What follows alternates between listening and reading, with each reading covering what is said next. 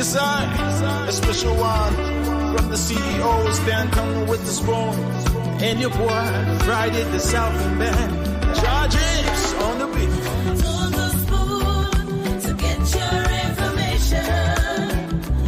On the spoon to be part of our discussion. Spoon, spoon, spoon television. Spoon, spoon, spoon radio station.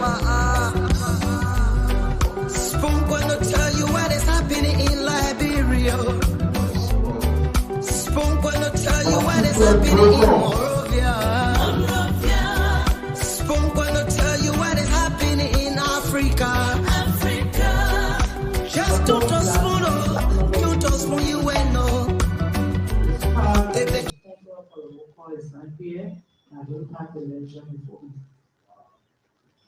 Chief Clerk, you are now instructed to engage with your staff to proceed, get the letter, and have the document copies this time.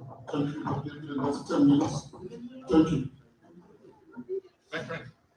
So the Deputy Speaker has recommended the Chief Clerk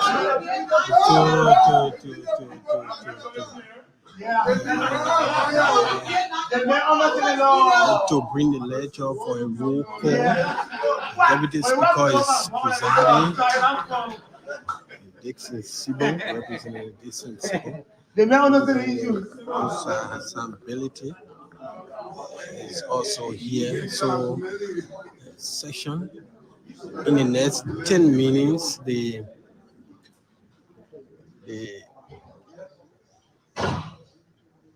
Chief Clerk has been instructed to bring the lecture for a roll call. The rolling clerk, and my call is not getting through. Okay, Madam Chief Clerk, we will allow you for a microphone. We'll give you additional 15 minutes. Please get in contact with them before the session. We will have indicated, especially the letter. We give you 15 minutes. Information.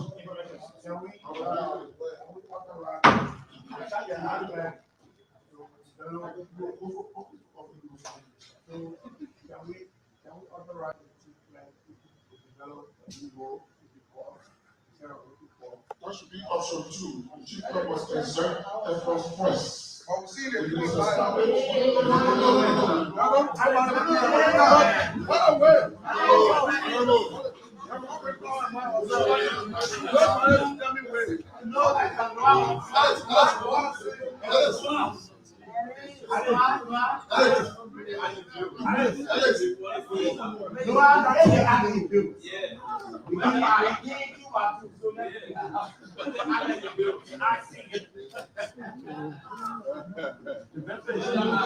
So this is it here. This is Spoon TV. We are here at the House of Representatives. So the presiding who is the Deputy Speaker.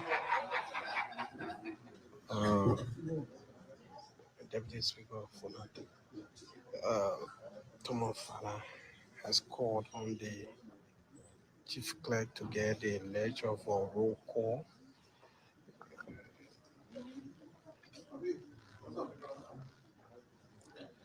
So for roll call, according to the Deputy Speaker,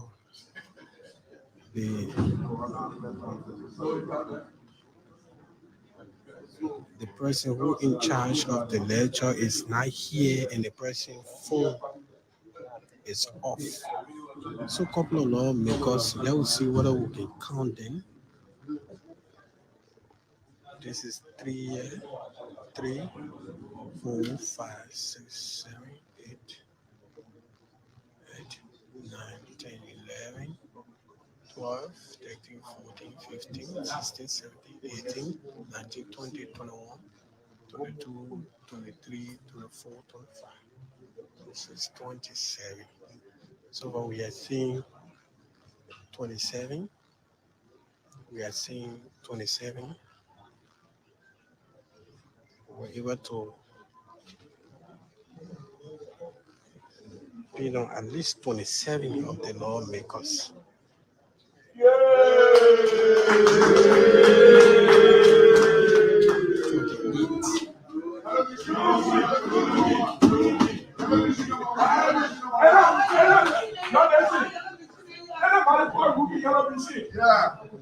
You will face a four way.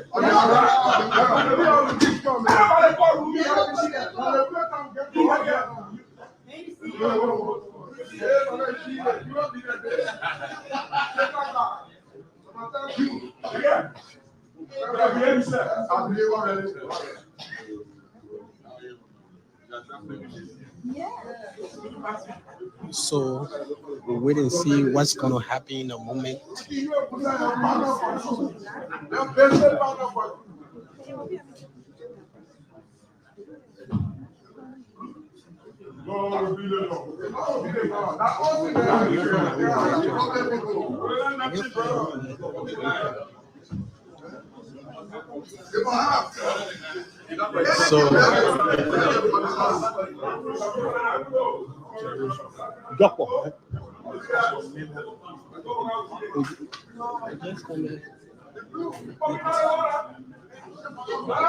So Representative Samuel Innes, he's from District Number 6, Masurado County. Representative Frank Safuku, representing District Number 9, Masurado County.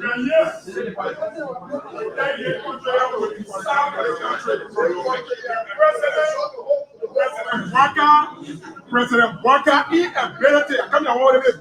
I was there. President Walker inability. I am representing my district. You have to stop. President Walker inability to manage the affairs of the country with. Stop, man.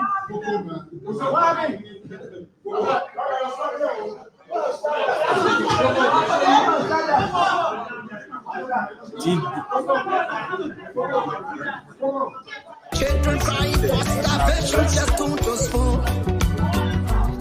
You want to get a new start, my brother, don't just fall. Blue is in the blue. You want to know what is Blue is happening, in blue. my brother, don't just fall. Blue is in blue. Politicians want to make their decision, just don't just fall. Our politics. We You love our want to know what but they have to happening follow in the the ministry, don't just fall. the craft judge Yeah, of the rule the laws don't just fall. to remove the speaker was very, very, very deliberate in the process. Let them follow the process. What's that process? The process is to produce the 49 people and come and try a resolution on the floor. It's a process. So, folks, again, we want to say welcome. Thanks for joining us tonight. This is the Late Night Show, the Late Night Politics on Spoon and Nelson Colette. Thanks to all of you across the world for always coming on, making a contribution here every night, following the program. As usual, this is where we bring you the updates. We bring you objective analysis on the unfoldings across the country. So thanks for joining us here again tonight. My name is Nelson Colette on the Late Night Show. Kindly share the program as you come on tonight. Let's hope we can have a great conversation. A lot is happening. So many things happening across the country. Let's hope we can start the conversation tonight. Let's hope we can have a great show with your participation, whether you're on the other side of the screen, just watching the program tonight, or maybe you just listening to your radio. Let's hope we can have a great show tonight. And I want to welcome everyone. Thanks to everybody for joining us tonight. Can't call all of the names, but I appreciate everyone for coming on. Please share the program as you come on tonight. We will appreciate if you were to do that as well. But let me bring Raymond on quickly because we have a jam show, a lot to talk about, too many things happening across the country, and we want to do everything we can in the time we have here tonight. So Raymond, welcome to the show, man. It's good to have you on tonight. Raymond, are you with us? I can hear you, Raymond. Are you with us? I can't hear you at all. Okay, so maybe you have to go out and try to come back in, because from all indications, you have some issues that maybe you have to, some adjustments you have to make. Maybe you can just go out and then come back, and let's hope we have a better output. But folks, again, I want to appreciate everyone for coming on tonight. It's a great way to welcome you to the late night show tonight, the late night politics on Spoon. And we're going to get the rest of the guys on. Lots of things happening across the country. Just to bring you up to speed, a few updates. Most of you are aware, the biggest news in the country has to do with the ongoing activities, the process ongoing. Talking about the lawmakers intending to have the speaker removed, trying to ensure the removal of the current speaker of the House of Representatives. And that has been a process ongoing. Today, and I mean just today, the speaker spoke, and he spoke to the issues. But just before the interaction, before the engagement that went on here, a lot of you saw the activity today up Capitol Hill. Prior to the show today, there were information that the folks from the other block, the folks from the other end, were having their own meeting, a very strategic meeting at about 1 a.m. The folks were still in the meeting. At about 1 a.m., they were still discussing, they were still strategizing as to how to engage this entire process. What's going to be, what the scene is going to look like. Since, in fact, today was the very first day they intended to hold session, to have their session in the joint chambers of the legislature. They sat last evening and had a lengthy conversation, a long discussion, trying to come up with a plan as to how to execute everything that happened today. And so the meeting went on. Today, Liberians woke up to a very dramatic scene on the grounds of the legislature when 43 members of the House of Representatives were, on one hand, were at the joint chambers of the legislature, while the speaker and 30 other, let's say the 30 members of the House of Representatives were in the regular session, the one that is in use now. And the big question is, where are we headed? The folks read their resolution. They had their reading. They had their acting sergeant at arms, Representative Goswat read so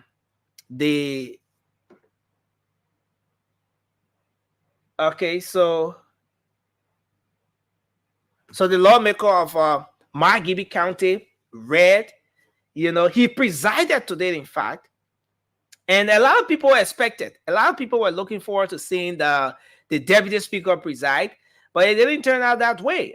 Following conversations, following engagements in the background, trying to make sure that this issue is resolved, it appears that the CDC has made significant progress in addressing the issue, in breaking the ice, in calming the tension, that appear to have existed within the CDC.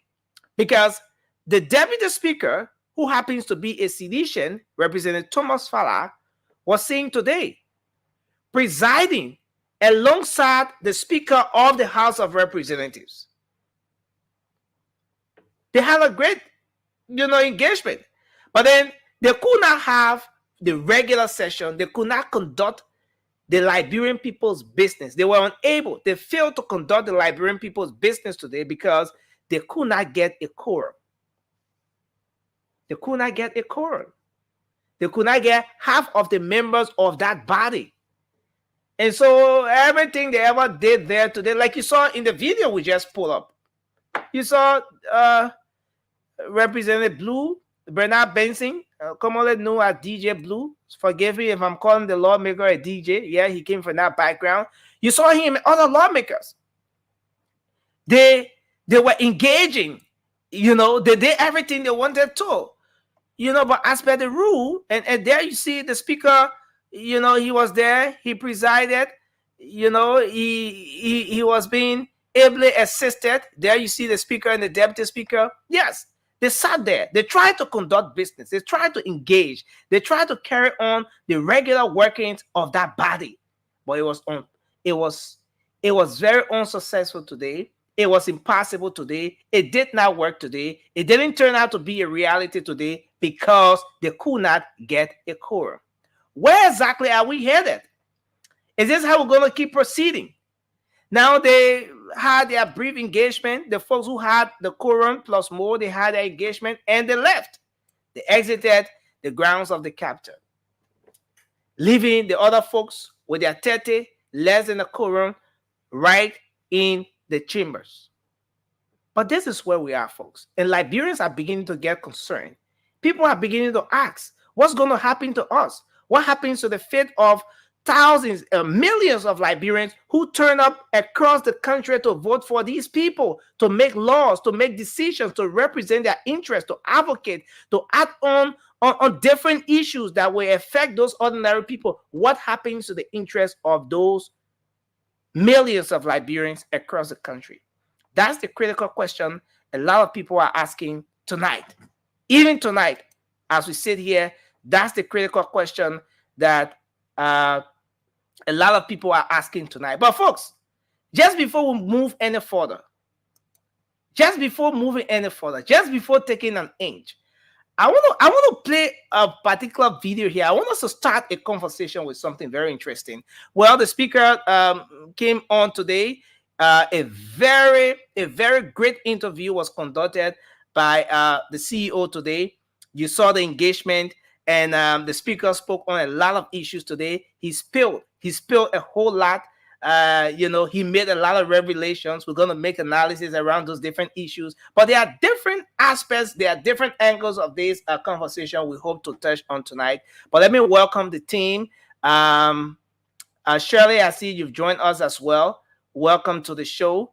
I see Raymond is here. Raymond, welcome to the show. But let me do this, folks. Let me do this. This scene you see right here, and I want us to start the conversation because, look, tonight we get plenty of time to go in all the other different things. So when Bida Soiree coming up without his internet working, be bapping, we just put him in the background, we leave him there, he be there. But you see the deputy speaker holding a phone in his hand. The speaker is seated right next to the deputy speaker. On that phone, let me bring this photo up. On that phone is the former president of the Republic of Liberia, former President George Mane Gbekwe Segozi Weah. He was on the phone. And this has sparked mixed reactions across the country. While he's on that phone, you see in the hand of the deputy speaker, don't ask me about the nature of the conversation. I really don't know what the nature of the conversation was. But the former president is seen on the phone, and the next thing, the deputy speaker shows carries the phone closer to the speaker, and the speaker salutes, and they have a brief chat, a brief engagement. And a lot of people are analyzing this issue from different angles. Some people are saying, why should the former president, why should the deputy speaker and the speaker be in the process of doing the Liberian people work, and the former president calls in to want to, distract them? Some people see this as a distraction. Some people think it was a takeaway from the actual activities on the grounds of the legislature today, on the grounds of the Capitol today, the very reason why the lawmakers went there. But guys, I want us to have a great conversation. The deputy speaker holding the phone, you can see he's into that conversation, and you see the speaker seated next to him smiling, and of course, the conversation went on. But Raymond, welcome to the show. Our dear sister Shirley, welcome to the show. It's good to have you on tonight.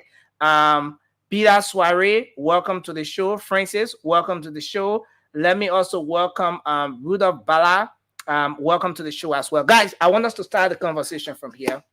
with the tons of things happening across the country. You can do your opening But Nelson, and just you have to put down the picture. I mean, we are on the yeah. side of the No, Rudolph, relax. You just come in. Rudolph. That little picture here want to about small as we do our opening and stuff like that before going to the actual show. What do you make of this conversation?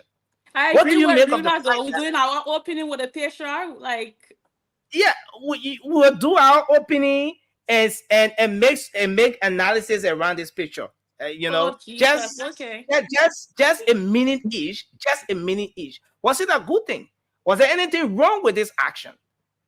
I mean, because some people are saying that, look, why would why would the deputy speaker be on the phone? You know, he's having this engagement with the former president when the House of Representatives is at war. Let's start the conversation from here, Raymond. Start the conversation. We're going to move to Shirley. Just your opening and your take on this communication today. Well, my opening is today we saw the two blocks of representative having two different sections. One never had a section because they never had quorum. Mm-hmm. And the anti Fanatic Kofa block had quorum so they could have a section. And we had to give the deputy speaker an ultimatum to come and preside over their section Thursday. Yeah. If he doesn't, he's going to be removed and they're going to elect a speaker pro tempore, and which their rules allow them to do that. But let's come to this stuff. And I want to ask the speaker in my opening to resign. Why? Because he have lost legitimacy. His colleagues are equals. They all got elected by their constituency to serve the Liberian people. And in the midst of his colleagues, they elected him as their head. And the vast majority of them have decided that he doesn't warrant that authority any longer. And so they are not sitting under his authority. So he cannot hold them. Raymond, we're going to go into that conversation. No, so that's my opening to go to that photo. All of that fact. Okay, so you have 10 seconds remaining to just conclude. So with that being said, I think he should be gracious. It was a privilege given him, and the privilege has been taken from him. So he does not need to go further with a lot of maneuver to call a non-government official to try to influence government business. And I think that was just totally wrong, and I think he just made a lot of wrong moves, including that. And furthermore, I will be discussing today. Thank you. Well, thanks a lot. Shirley, let's have you do your opening 1 minute, and you can speak to this photo as well, the communication, this engagement, why the Liberian people's business is good now. Well, Nelson, I would first of all like to say hello to every one of you and hello to the Liberian people. It's always good to be on here to talk about things that are happening in Liberia. Let's talk about the picture. I don't know. I mean, like you can even tell what they're talking about over there, but you can see that there are serious business that they are talking about. I mean, just from the facial expression, but that's all. That's all I want to say about the picture. But I want to start my opening with disagreeing with my dear brother, nothing personal, but to say that he asking that the speaker should resign. It's just going to send a message that, if few people disagree, let's get everyone together so we can remove the next speaker. So it's going to be something that will be ongoing. And I think that the speaker should stay. He should wait for them to have that 49 people to vote against him, and then he can resign. Thank you. If not, he should stay there and continue to do the Liberian people work. Thank you very much, Shirley. Rudolph, you want to do your opening, and then we're going to move to Francis. Yes, Nelson, thank you for having me. And let me say a pleasant good evening to our fellow listeners. I will be very straight to the point. I'll be very quick with this one, Nelson. I think what we just saw on that picture was very irresponsible on the part of the deputy speaker, because I mean, like he is the one who I saw the phone in his hand. So I am guessing that he was the one who made the call, or he was the one who the former president called. As of now, Mr. Weah is a private citizen. He has no reason or no right at all to be interfering with the house politics. I mean, he could call them after work and they could meet at his house or wherever they want to meet. But these people are carrying on the function of the But Rudolph, people. was anything wrong? Was anything wrong with the former president placing this call while the speaker and the deputy speaker are seated? The speaker is deep into the conversation. At some point, he turns the phone over to the speaker, and the speaker salutes. He's greeting him, but in the meantime, there's no quorum. The Liberian people's business was not conducted. You know, Nelson, like I said, nothing is supposed to tamper with the workings of the house, unless if it is a matter for the house or of the house. No outside conversations are supposed to stop the work from being done. I get it. Do you think this conversation stopped the work from being done in the first place? Nelson, the former president calling the deputy speaker while they're seated, struggling to get quorum, and then he places a call. Did it stop the Liberian people's business? Nelson, there is something called a law of impenetrability. It says that two things cannot occupy the same space at the same time. So, Nelson, these people, when you are seated up there, they were supposed to be carrying on the function of that body, not to be on phone with Mr. Weah. Like I said, Mr. Weah could call them, they could meet at his house or wherever outside of chamber, not over there. That was just irresponsible from us. Thank you very much. Let's hold you there, Francis. Let's hear your thoughts on this issue as we try to get into the actual show. Your 1 minute opening, and you can speak to this photo issue and the call placed by the former president. Yeah, I know I brought Rudolph said he was going to be quick, but then it took 2 weeks. But for me, I'll be really brief. Since that particular photo is an embarrassment. Because Nelson kept asking questions, man. That particular photo is an embarrassment. It just shows like that Sidisha, Weahshe, and Saki folks, all they do is sing praises. They have no thinking faculty. They are controlled 100% by former President George Weah. And they don't care about the Liberian people business. They only care about what George Weah wants. It's embarrassing, and they should be ashamed of themselves. Thank you. Thanks a lot. Soiree, let's hear you. Thank you. And let me say good evening to all of you guys and to all women in Liberia. You know, in Liberia, I want to believe that Tomo Father has been a victim of my cause in that House of Representatives. Because if you see a man who doesn't have anything to provide, let me just use one word on that whole photo. It describes me by taking the shame from their faces.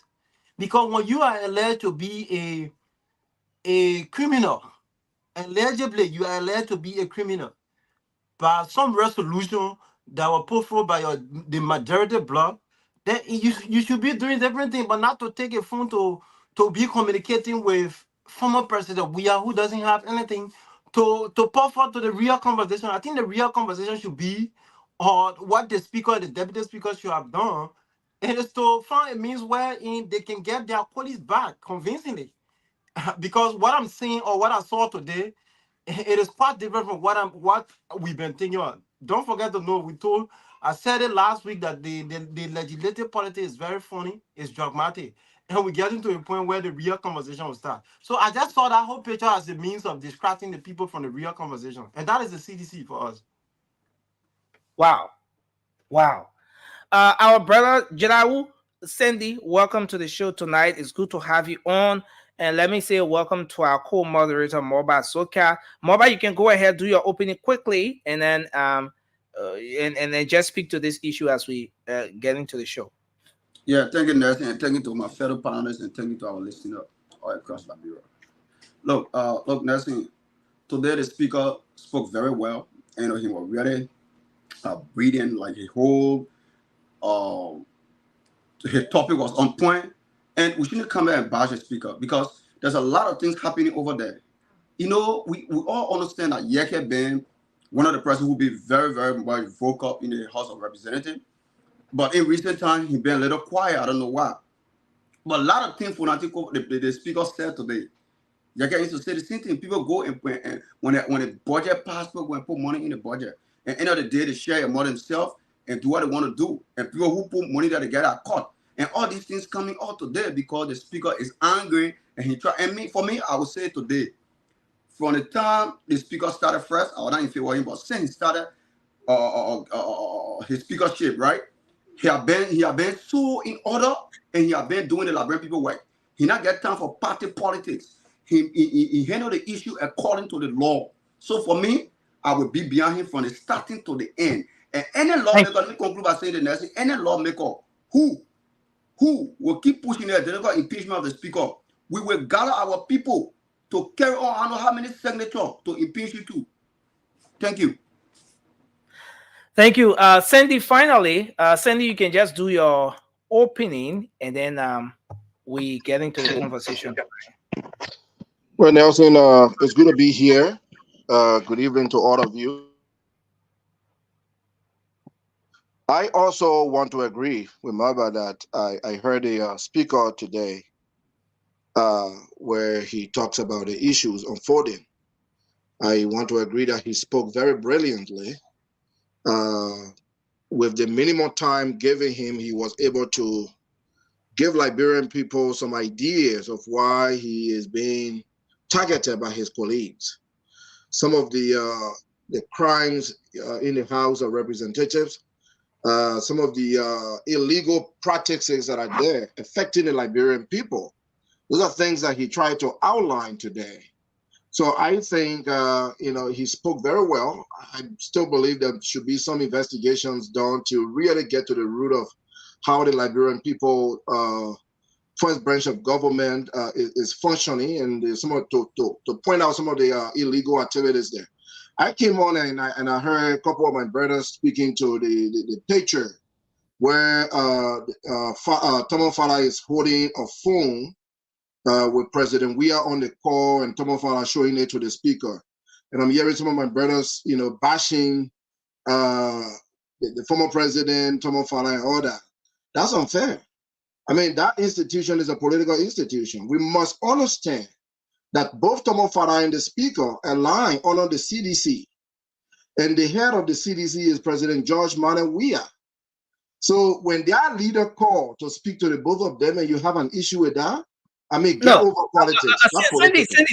Sandy, I want to hold you there. I want to hold you there a bit. We're going to go to the real issue, but I want to hold you there a bit. And maybe I should play this video. Apparently, Sandy did not watch the video. Maybe Francis did not watch this video, but I want to play this particular video. It's just he came to church late and won't be talking. Play the video. Less than 1 minute. Less than 1 minute. Let me play this video. Let's see what is that activity. What actually is it that was going on when the call was placed, and what happened? What happened when the call was placed? What exactly is it that was going on, and what happened when the call was placed? Let's watch just a portion. It has to be in order, and our rules are specific for reasons. Plenary is the highest decision-making body of the legislature. Plenary consists. Okay, so as you see, the speaker is speaking. He's trying to get the guy's attention. Immediately, the call comes in. No, there he you makes have the call. The deputy speaker picks the call. I want you to watch the rest of this scene and see what happens hereafter.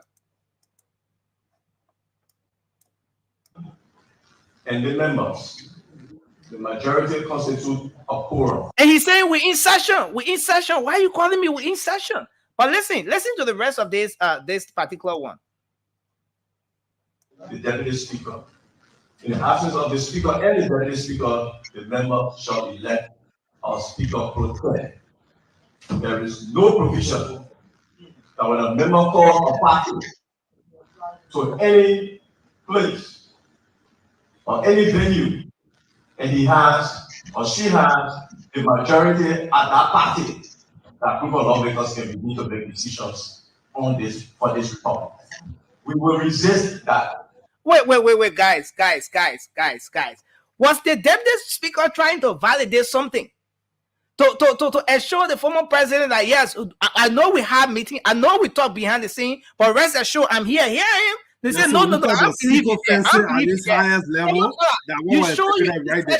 No, Francis, I'm going to come to you. Francis, I'm going to come to you. That's very unprofessional. Tifa, are you sure you're in session? Tifa, are you sure? You sure you're in session? He said, yeah, I'm in session. Yes, okay, yes, I'm here. I'm representing. Let me see the speaker. So he look, guys.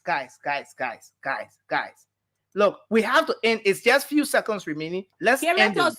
Cindy needs to answer that. Let's end the rest of this particular video. Let's end the rest of this video. It's very important.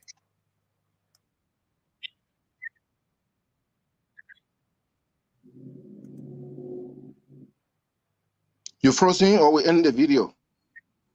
Nelson got love what he can make it. No, he's still here. No. Sorry, guys. Sorry.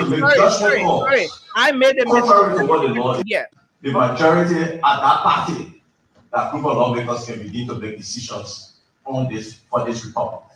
We will resist that to the letter. We will nobody here is fighting for position. Former President George Weah is on the phone. We go through the laws will be applied, and whatever the consequences is, we'll all live with them. But for staff to begin to make judgment calls contrary to what the law is will not be accepted. So, guys, this is it. You saw a portion of the video. You saw that portion, that point in the video when the entire call was zoomed. And the guy reporting said the former president is on the phone. Cindy, I want you to end up because we have to go to other issues tonight. Thank you, Nelson. Was he fair that you didn't play the video before asking us questions? Because it's actually changed a lot of things. No. Here is the thing. Vasco should have shared this video. But immediately when we started the conversation, Vasco said he's checking for the picture and everything. He can't find it. So I have to go and find it myself. Video was in the chat room. But anyway, go ahead, Cindy. Let me respectfully continue. Yeah. The former president of the Republic of Liberia called one of his colleagues or one of his friends, Tomo Fala. Yeah. Who was at work. Tomo Fala chose to answer his phone while section was ongoing. Tomo Fala answered his phone when his friend called him. Yeah. Tomo Fala tried to signal to his friend that, Mr. President, we are in session, the speaker is speaking. Tomo Fala tried to draw the attention of the speaker to the call by showing the video call.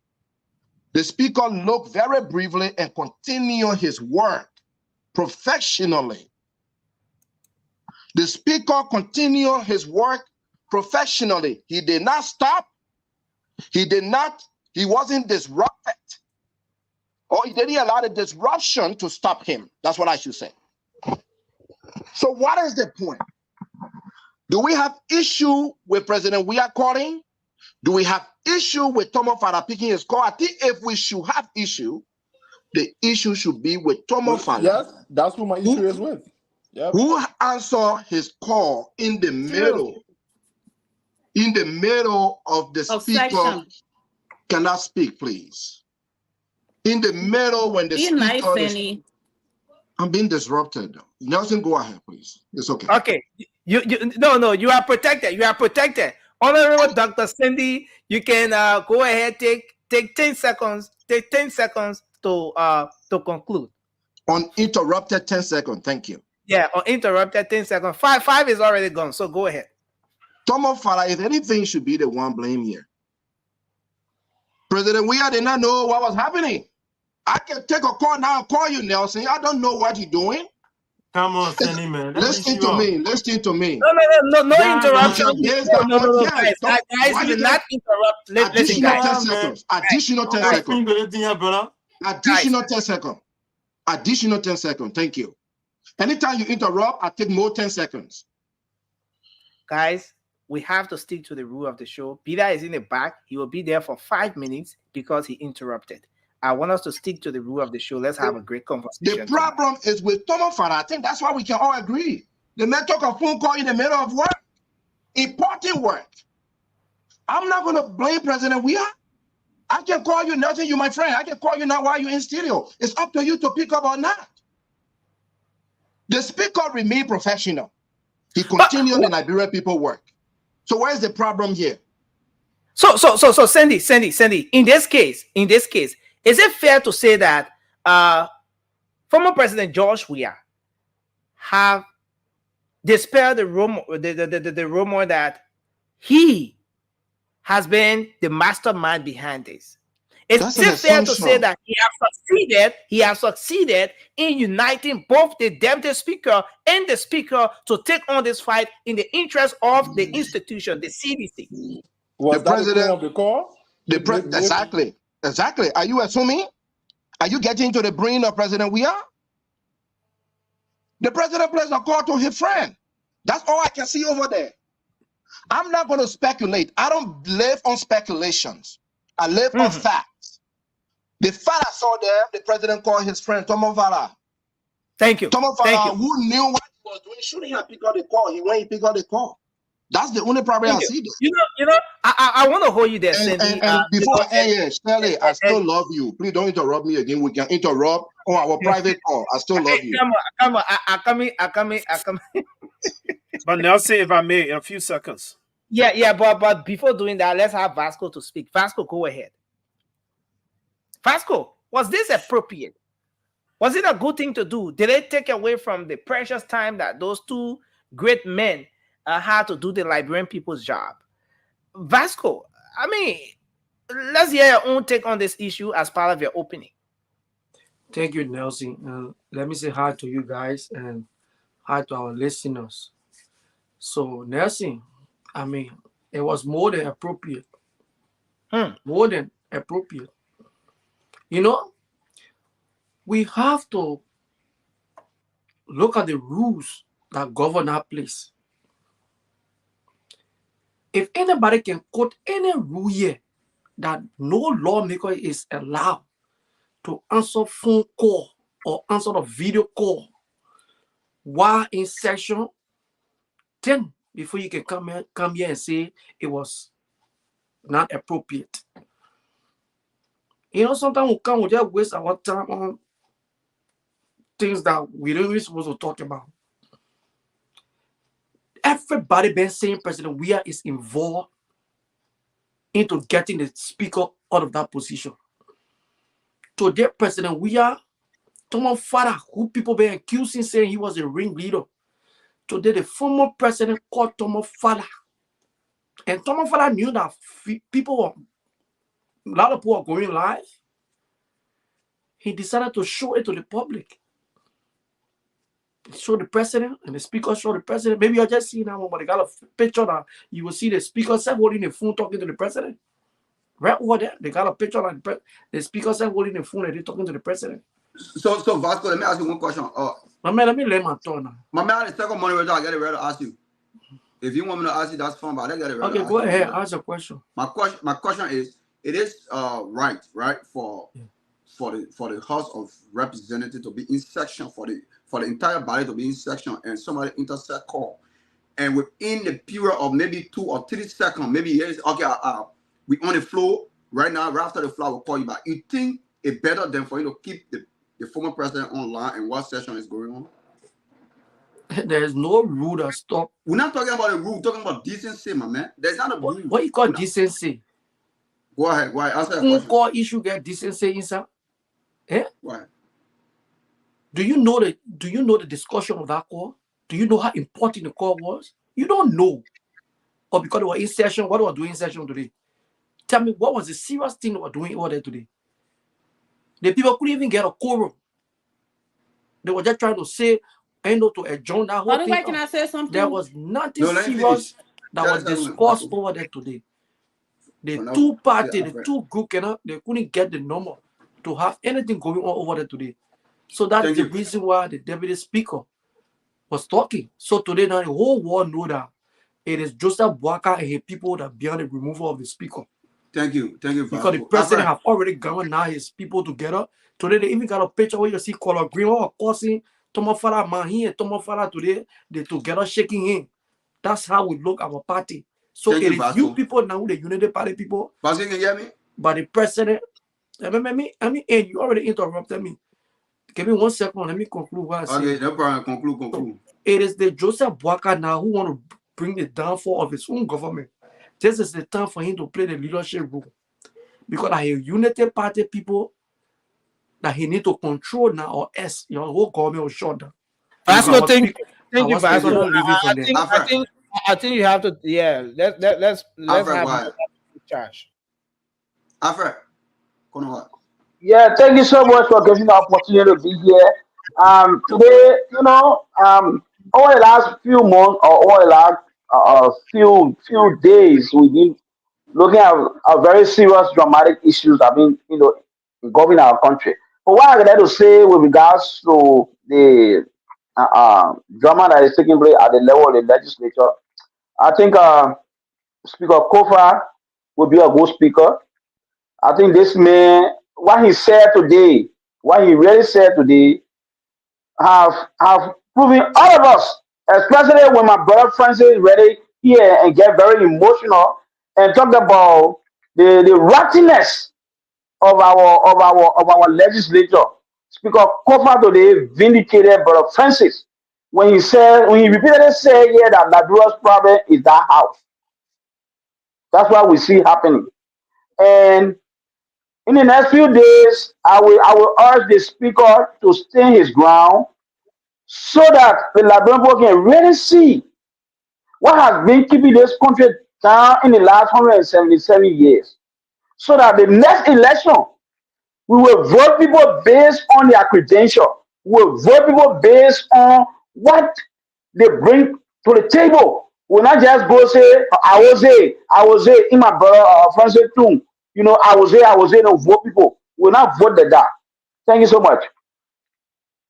Mobile, can I take a quick Thank you, Alfred Konwa. Yeah, but Rufo, you're in the dark. We can see you. So I think I would go first. In the dark? Let me hear, my man. We can see you, my man. Oh, yeah. I see my face. You can see me? My man, I can see you. But anyway, I see you. You gotta go on. Go ahead. Few things we're missing. First of all, we're assuming that former president we have placed that call. There's no indication over there that Thomas Fala received a call or made a call. When you look at him, he's messing around with his phone. The next thing he put it to his ear, start talking. Then I think when he brought it forward, that's when he probably put it on FaceTime or something. There is no indication. So we are assuming that Judge Weah called Thomas Fala. It's possible Judge Weah called him. It's possible he called Judge Weah.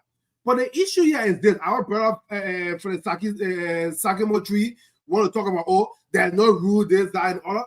Common decency. And you can see the single fancy over there. Where you are presiding as the deputy speaker. You are in chamber. Former president called you can't say, you don't know what important thing. What can be so important that the former president will be calling our deputy speaker for the Republic of Liberia?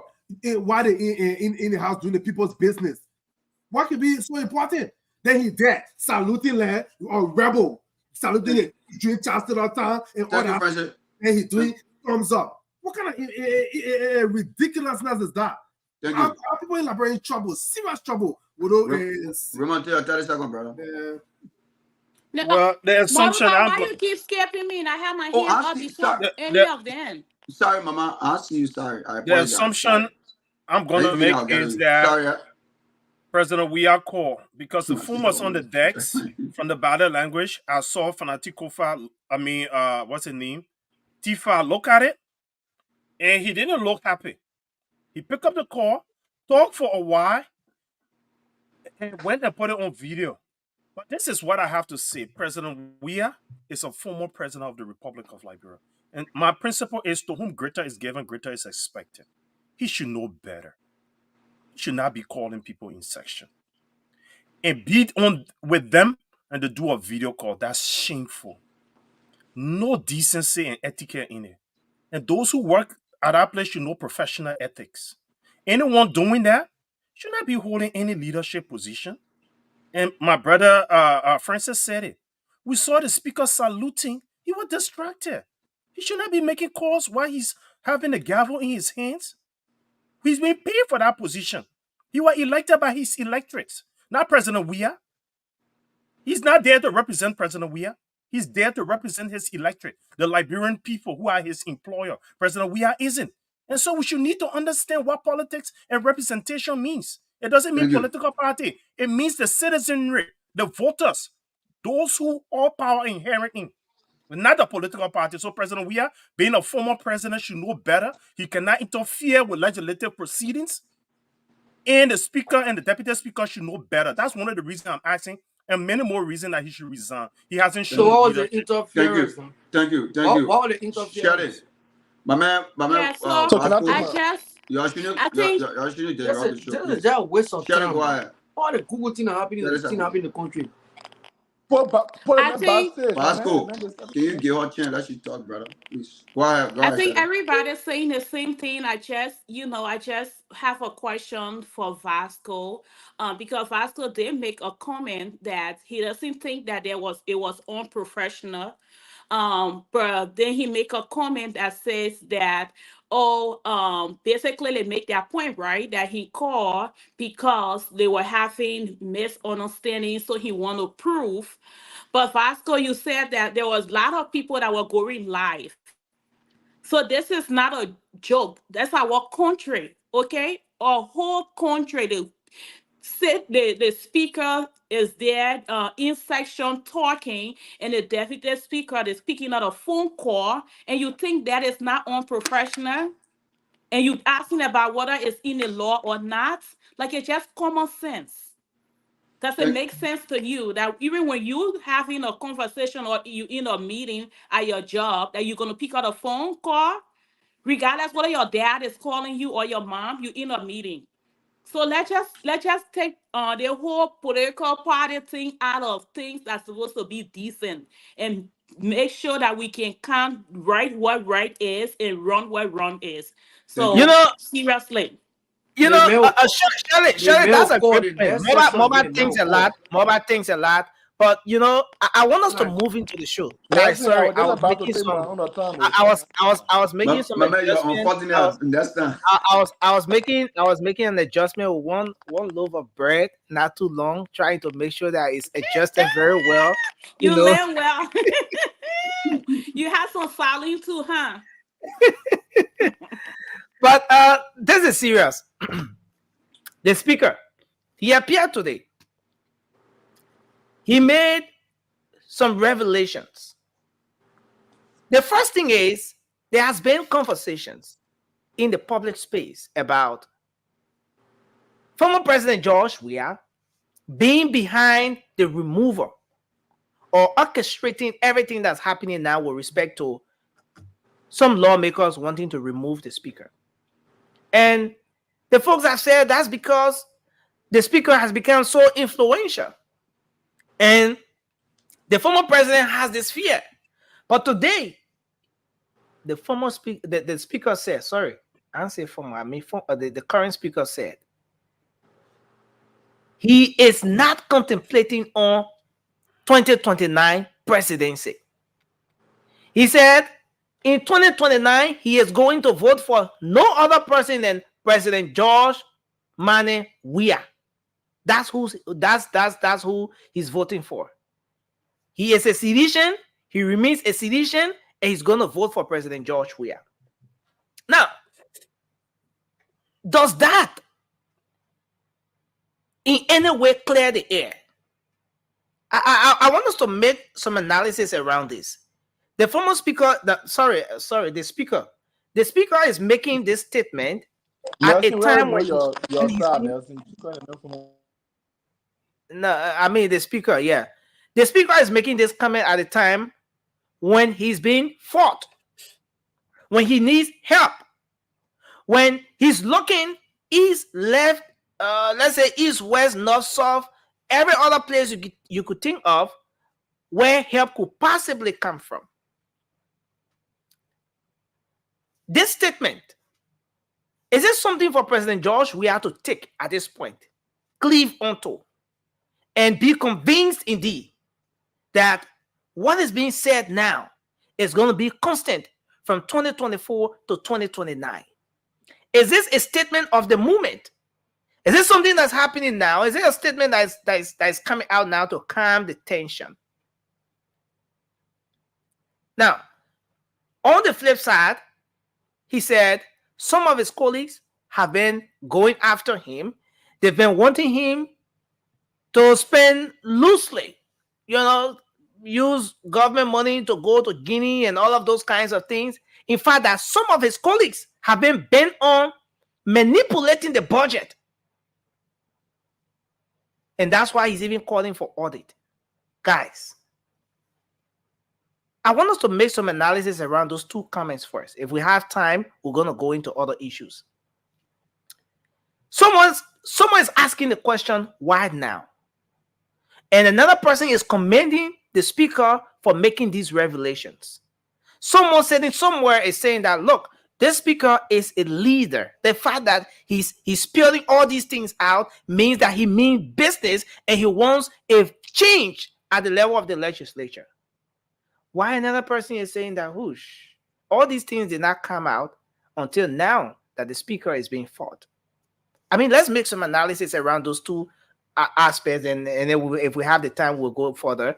The first one with the support for the CDC, President George Weah. He's voting for President George Weah come 2029. Is this a statement that, is going to be constant from 2024 to 2029? And the whole issue that has to do with the issue that has to do with the activity with some lawmakers. Let's start with you, Raymond, and then we're going to take Cindy, and then we'll go around the table. Thank you.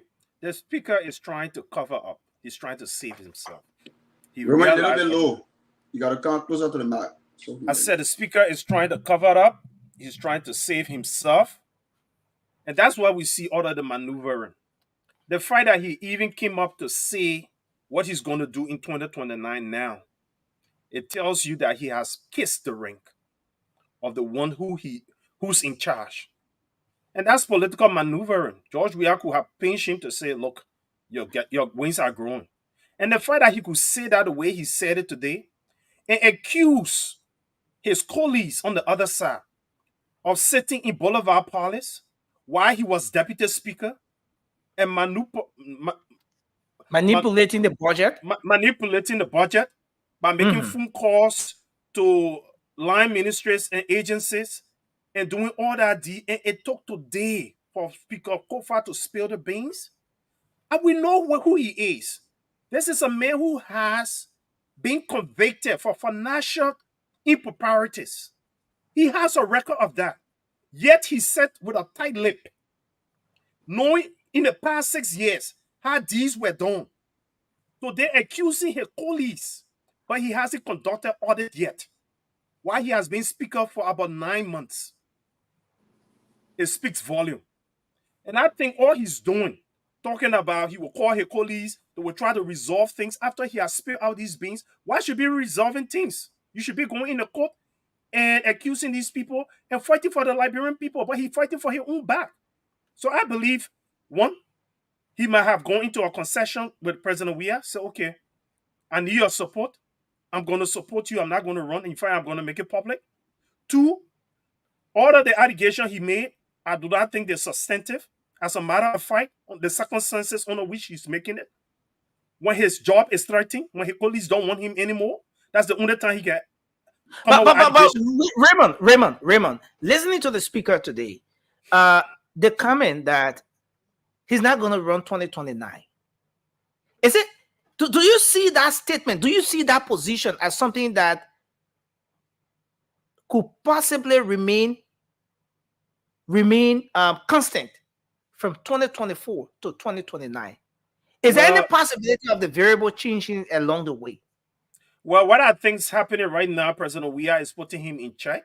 So anything that he's going to do to show a lot of influence, they're going to fight him. And so now he's in a low captive. He's being held captive. So I think he can't do anything much to show his political strength. because that has shown some red flags and he had gone and made some concessions. So I don't think he's going to do it, because in order for him to run 2029, he got to prepare the way, he got to do things to set him up for that. And some of the action to see him doing, to feel uncomfortable with it. So for today, the fact that he could make such a pronouncement, it speaks that he had gone and kissed the ring of President Weah and have submitted to his political master. So I don't think he will. I want to hold you there a bit, Sandy. Let's move to Sandy's. Raymond, sorry. Let's move to Sandy. Sandy, your take on these two issues. Number one, the current speaker saying that he's not contemplating on any 2029 election. He's going to vote for President George Weah 2020. He said, I'm from Southtown.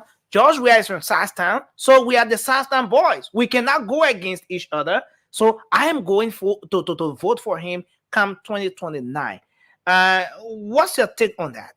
Do you see this as something that is... I wanted to look into the face of Raymond to speak. I don't know why he disappeared after speaking on this topic elementarily.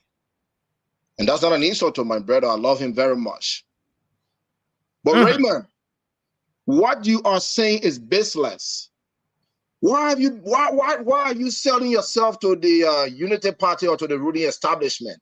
That everything on the CDC side is wrong. Funati Kofa was very clear. People been saying around here that they may want to become president 2029. The man said, look, I'm from a political party.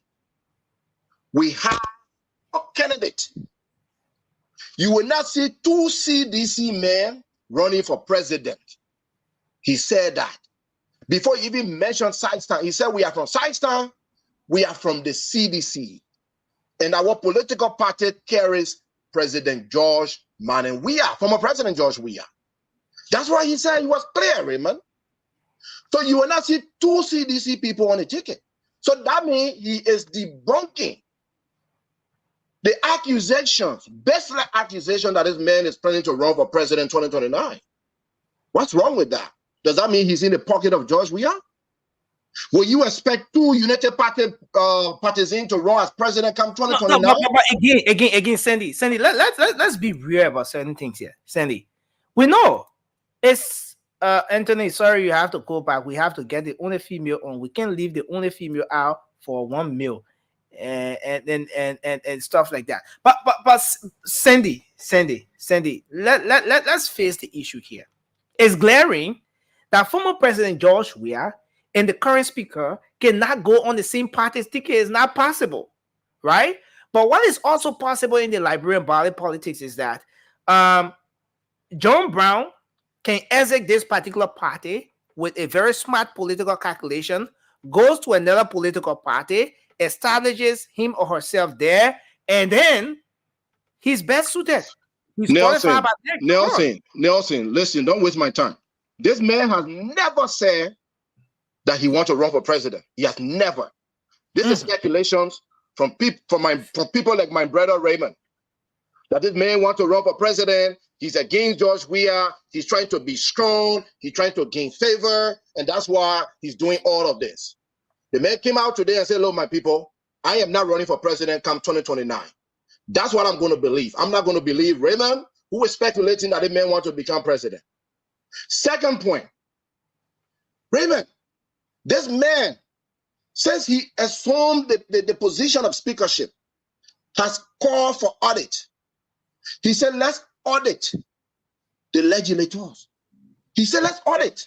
And why the audit hasn't taken place by the Senate? If you talk, I'll get additional 10 seconds.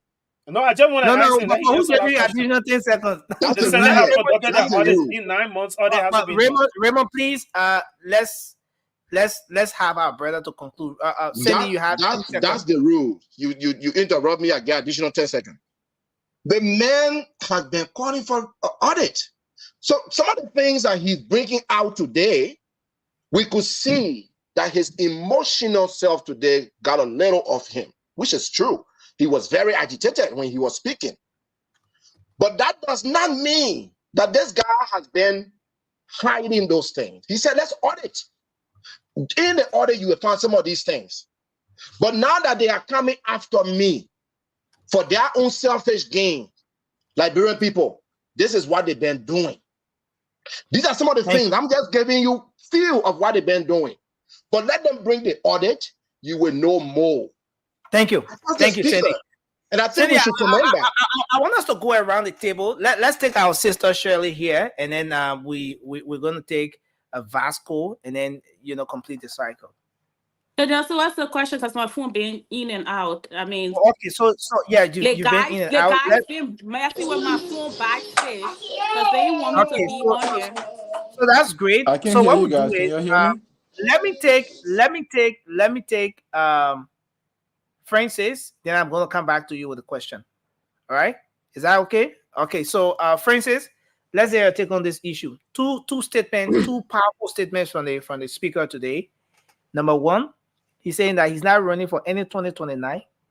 He's going to vote for President George Weah come 2029. That's his decision.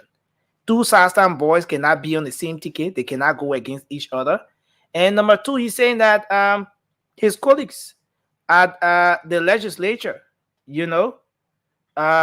most of those people have been going after him, trying to get him to spend state resources loosely. He's not been giving into that. Probably that's part of the reason why they're going after him now. What say you? What's your take on this issue? What's your own analysis around this? Do you think the speaker is speaking out now because the time is right? I mean, let's get your own analysis around this.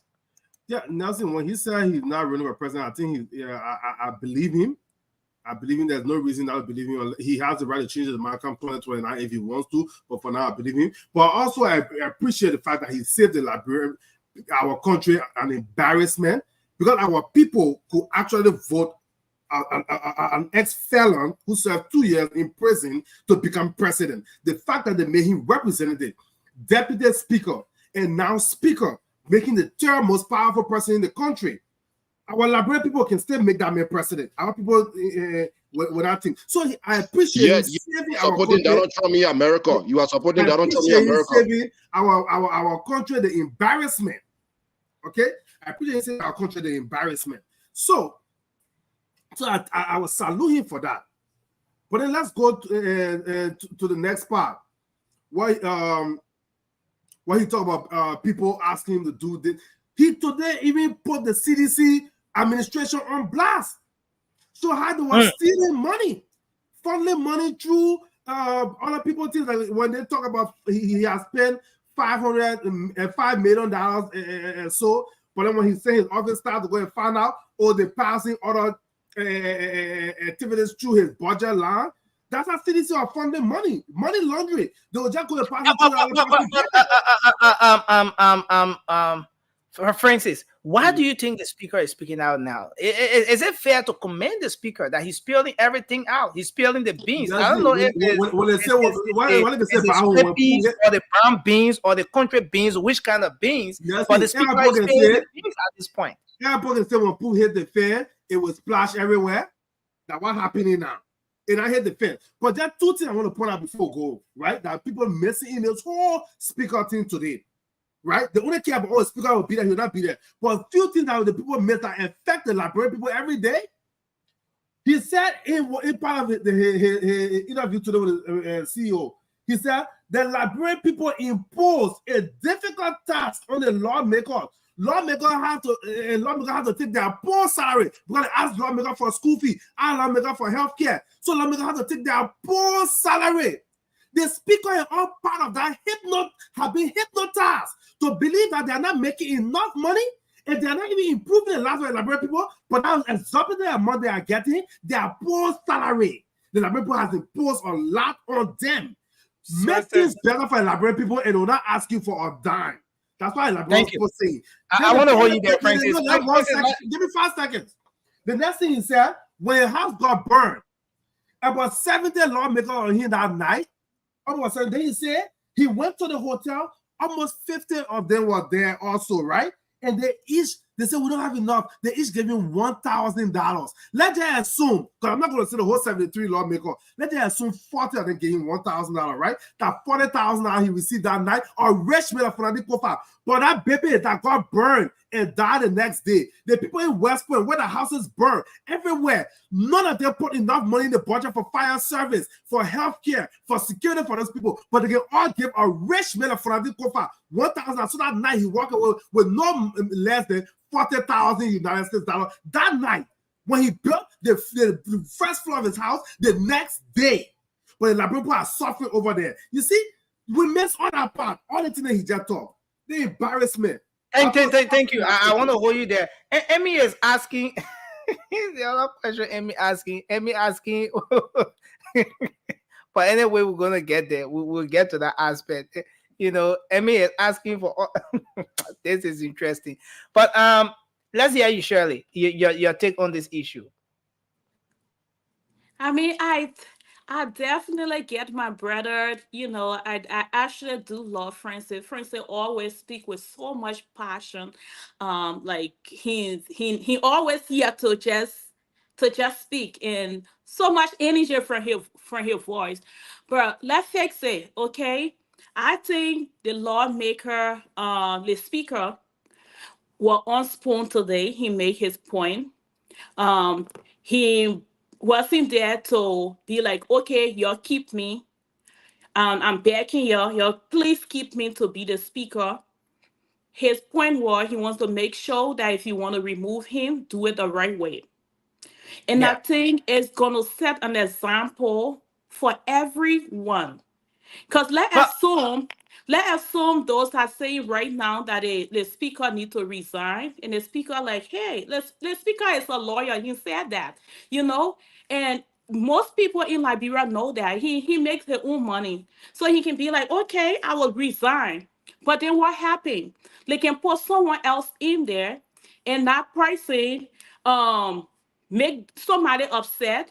And then you get your friends then together and be like, let's try to remove this pricing. So that's going to be ongoing. It happened 2 times. So I think it's about time. You know, and this is important, Shirley, just before you lend your thoughts on this one. The speaker is also talking about some of his colleagues manipulating the budget process. He's talking about some of his colleagues even going to him, trying to get him to spend money loosely, to spend money on other things, go to Guinea for whichever. But how is that surprising, though, Nelson? What? You know, why do you think the speaker is speaking out now, Shirley? Should the speaker be commended for spilling everything out at this point? No, he shouldn't, because you know why? He was supposed to say that stuff long time ago. And someone made the comment, right, that for us Liberian, we can't stop putting your dirty clothes outside once we are friends and we are cool. But guess what? When you step on my toes and I know your secret, I'm putting your dirty clothes outside. I think that's what the speaker did. And I'm not going to be like sugar-coated for him. But my thing is, nobody should say, let the speaker resign. Because you are not setting any example at all. You are saying to everyone or another speaker that's going to get in, if you step on the lawmaker toes, if you're not doing the things that they're supposed to do, they can move you and push you for you to resign. Thank you. Shirley, I want to hold you there a bit.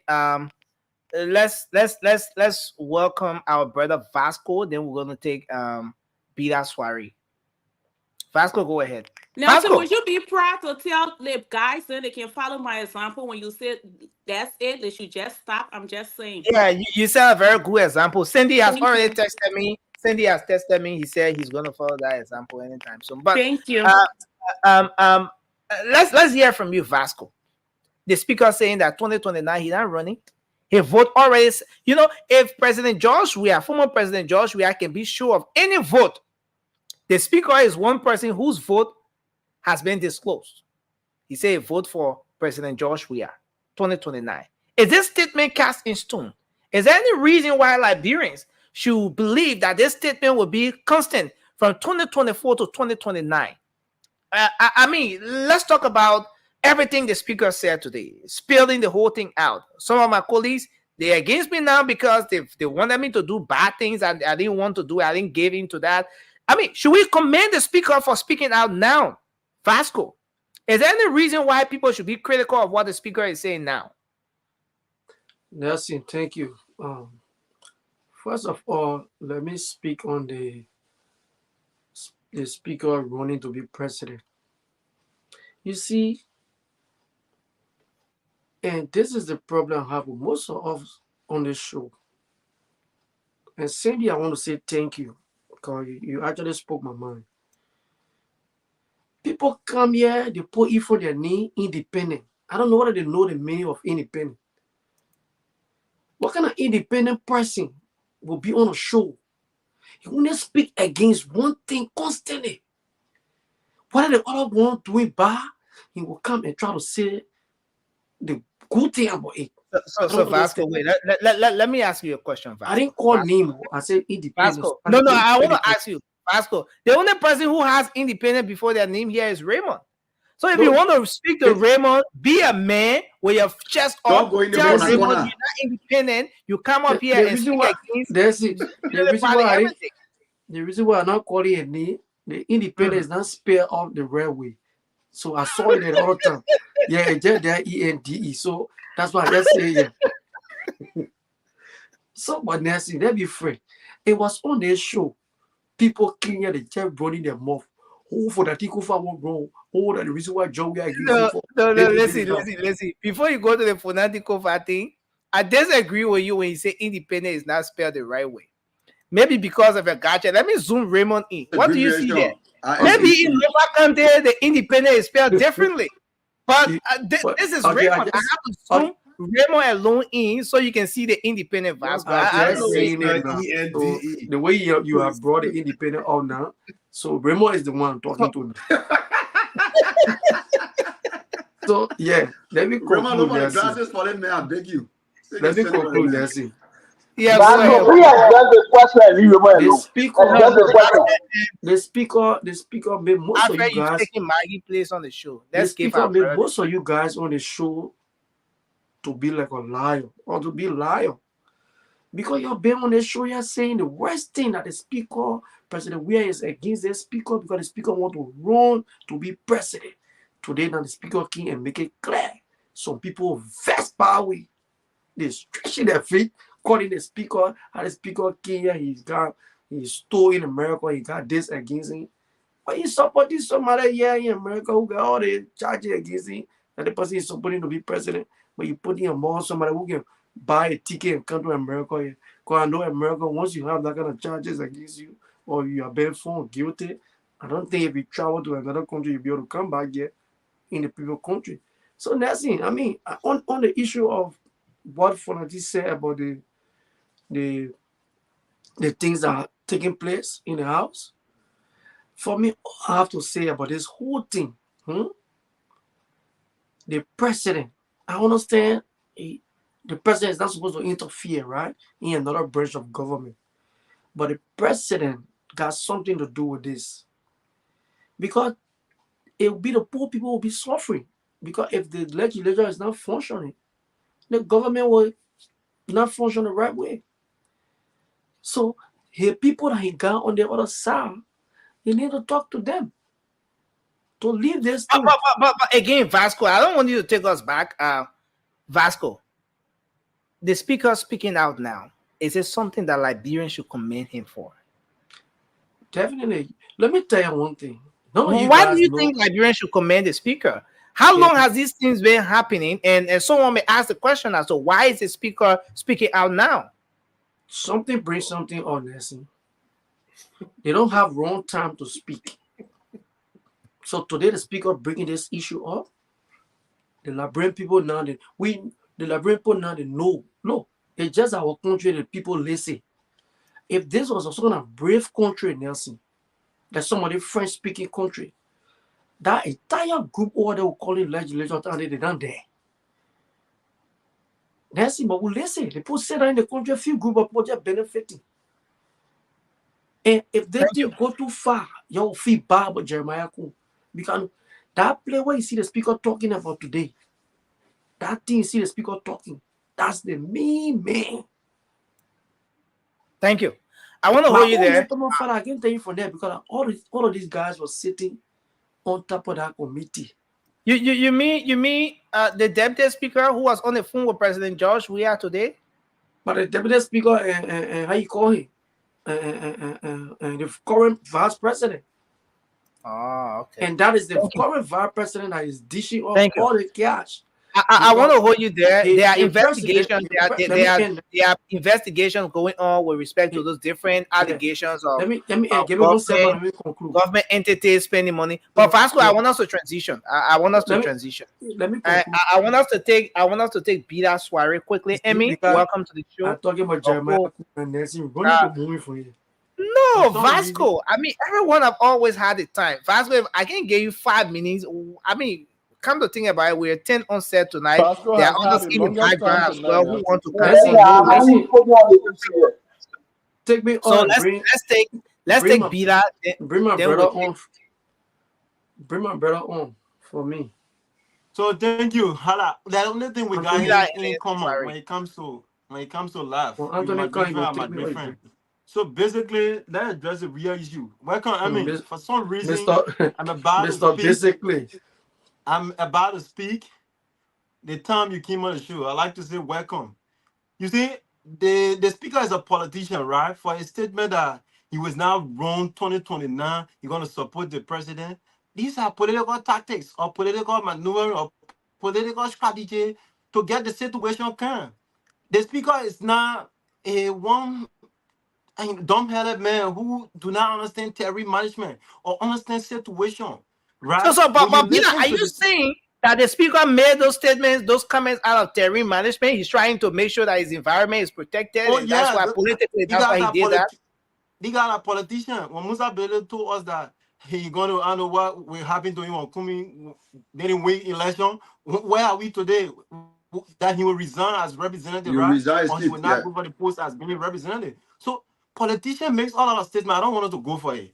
But I listened to the speaker today. The speaker was dismissive about some of the things the brother said in he clearly says within the resolution. Basically, what I'm seeing here, it is a means of bringing allegation. The both of them, the both sides, they are bringing some level of allegation with no level of proof, which I think as an analyst who understands Liberian politics, not just from a mere political talks, but understanding like when situation convene, you see people making a lot of allegations. So basically, the speaker said within his statement today, because when the CEO asking, I like that question the CEO asking when the CEO talking about, do you have evidence to some of the things that you're saying? Because you are indicting colleagues that is alleged in some criminal act that has to do with the budget, that has to do with protecting their interests. And basically, when you look at the standing rule of the House of Representatives, Rule 45 precisely talking about conflict of interest, no House of Representative member needs to be at certain level in certain business as related to things that will bring conflict of interest with their working. That which the speaker spelled out today. But what I'm saying now, and I don't want to hold on to those allegations except I see the photo because the speaker said, listen, Bida. The comments, the issues the speaker raised as being the reason why his colleagues want to remove him. A lot of people think that those were great revelations.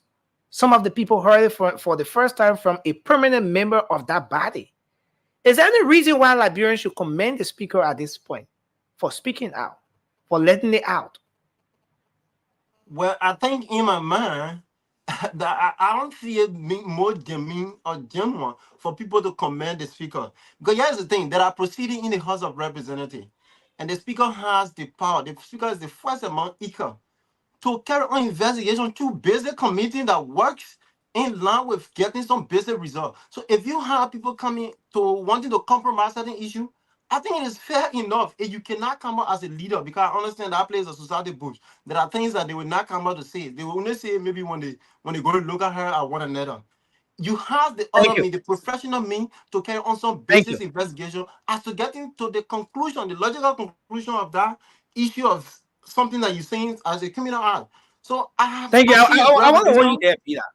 Thank you. To conclude quickly, please. I see a revelation as a means of making the people to believe in. I don't hold on to the resolution because it's an allegation with no fact, and I don't hold on to the speaker and Thank explanation you. as well until I see the necessary fact. I think there was Thank you. one. Let's hear from Alfred, then we're going to Rudolph, and then our two co-moderators will come in. I mean, and Mobile. Let me agree with my brother Bila to say that the speaker's statement. Something is not normal about your microphone tonight. Let me see if I can do some adjustments here. You not hearing me? You're too loud. But go ahead. Okay. Am I okay now? Go ahead. Okay. So let me agree with my brother to say that the question that the speaker answered today about 2021, even if it was my first time becoming a politician, I will answer the same way because I want my number. Okay. So that one, now the issue that's not a substantive issue for the conversation tonight. The substantive issue here is the level of corruption that the speaker talked about today. That there are people in the legislature that are looking for committees to hear, especially when it comes to money, when it comes to the budget. They can go and manipulate the budget. They can go, for example, if you minister to foreign affairs or let's say transport, then add a committee chairman on transport.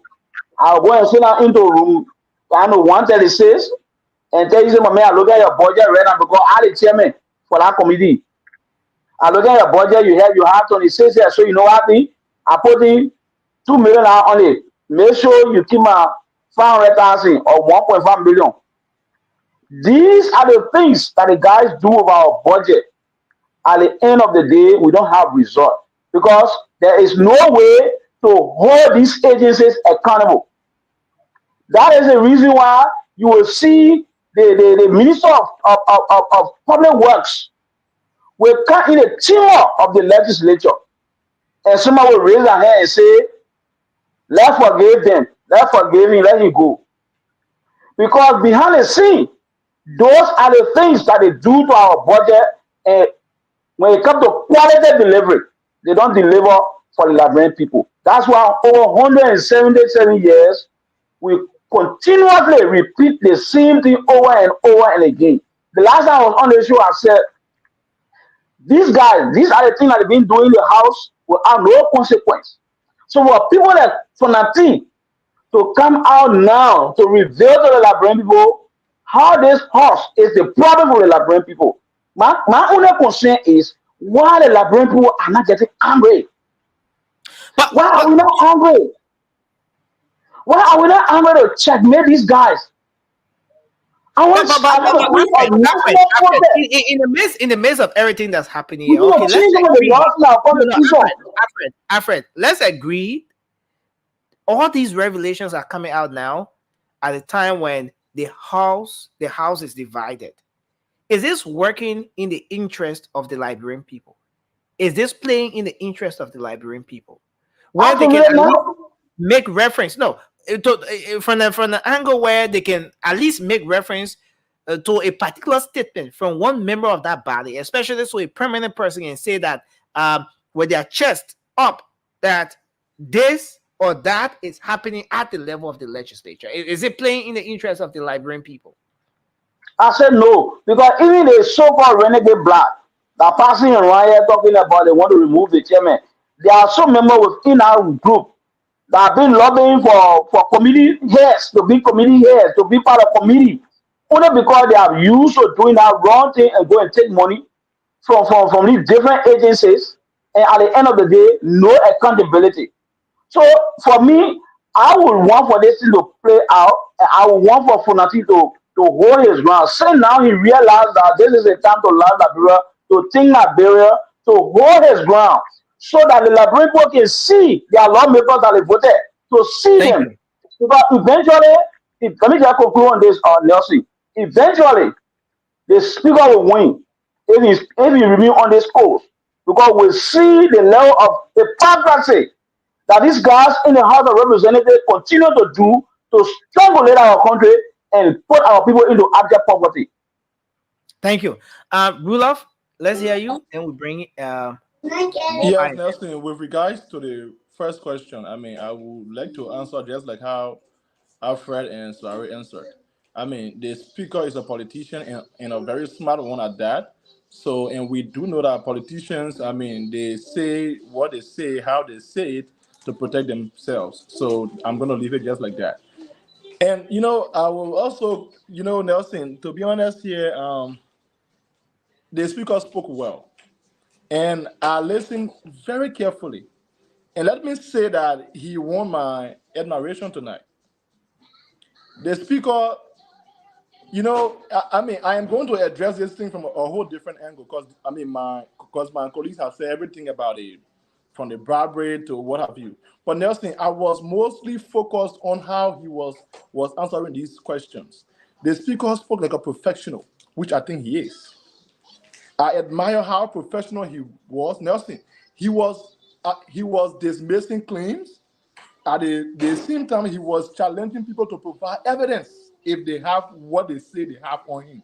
And at the same time, he was trying to uphold the integrity of the horse. There were many times that Simpson asked him some questions to incriminate his colleagues, and the way he answered them, Nelson, is only a seasoned professional will answer like that. I will also say that I do not support him to resign because Nelson, I mean, let's be honest here. If we scan around the house, who is that person that would take that post, Nelson? Even if they bring somebody, after 1 year or 2 years again, we will have issues. And then that person again will have to resign. We cannot keep doing this. The speaker should uphold his ground, let him stand still, and let's see this legally. Thank you. Nelson, he was very clear. He said, I don't have to be speaker. I am one of the best lawyers in the country. I will survive. This man is not telling you say he must remain a speaker. No. He is telling you if you want to remove me, let's use the law. Bring your numbers to session and I will recuse myself from my seat and make sure that your petition be put on the floor and we will vote on it. And someone may say, why now? Why is he spilling beans now? Nelson, let's be honest here. The speaker said that he is not a perfect speaker. He has made errors and he is willing to fix them.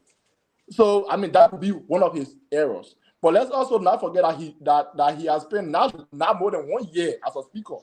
So there are some of these things that maybe he is just seeing them. And he has been trying as a professional to fix it within the confines of the house to avoid integrity. Thank you. Well, thanks a lot. Mobile, let's hear you on this. Thank you, Nelson. Look, my colleague, I said it all, but first of all, let me go to the power. He said he running for president. Everybody got an opinion to their own, like whatsoever to say, but I think within my thinking, the 2029 probably he will go as president or probably go as I think he will run as president. But let me go to the main issue here, right? I want the speaker to stand his ground. Let him use the article of 49. Article 49 of 1986 Constitution. Let him use it. Let him stand his ground. Let it two-thirds of the majority, whosoever, let it come. That 47 point something thing out. All on that, you shouldn't move. Because look, let me tell you, we need people who will come and sanitize the House of Representatives. That place has been demolished. Demolished in a sense, corrupt in a sense that people just do things to please themselves and forget about the citizens. Look at the amount of money the mayor are calling to the people allocating budget just to have it for themselves and get little of change to the Liberian people. Look, every day we come here, we say the same thing. But from the usual stage, I said it. I said for me, I will support Fonati Kofa from the beginning to the end. And I hear my brother Roman bashing on the speaker. Look, nobody is perfect. Nobody is perfect. When people do something and they come out to say it and they say, I'm waiting to do this the right way, we should hear that person. We shouldn't bash on it for what they did in the past and we say, because they will keep doing it. Even the people you want to put it today, what they will do? They will do the same thing. Man, get on their crooks. So my thinking here is, Nelson, let the speaker stay his ground. Let him be there and let the lab and if they make any attempt, any representative make, we will mobilize the citizen to impeach the same way you impeach the senator, the speaker. Now see the man is in the interest of the Liberian people. The man trying to clean our house. Look at the way the man speak today. Look at the man output today. The man articulates well. Which are the guys you mobilizing? Are you talking about the 500 men you mobilized during the campaign? That's it. Look, let me tell you. The guys on Randall Street that you are advocating for the police to not move from the street so they can remain there at those. That's it, right? Look, no, we shouldn't go that route because. But who was the chief organizer? Was that Charisma? Was Charisma the chief organizer? You see, the man bringing new topic on other topic.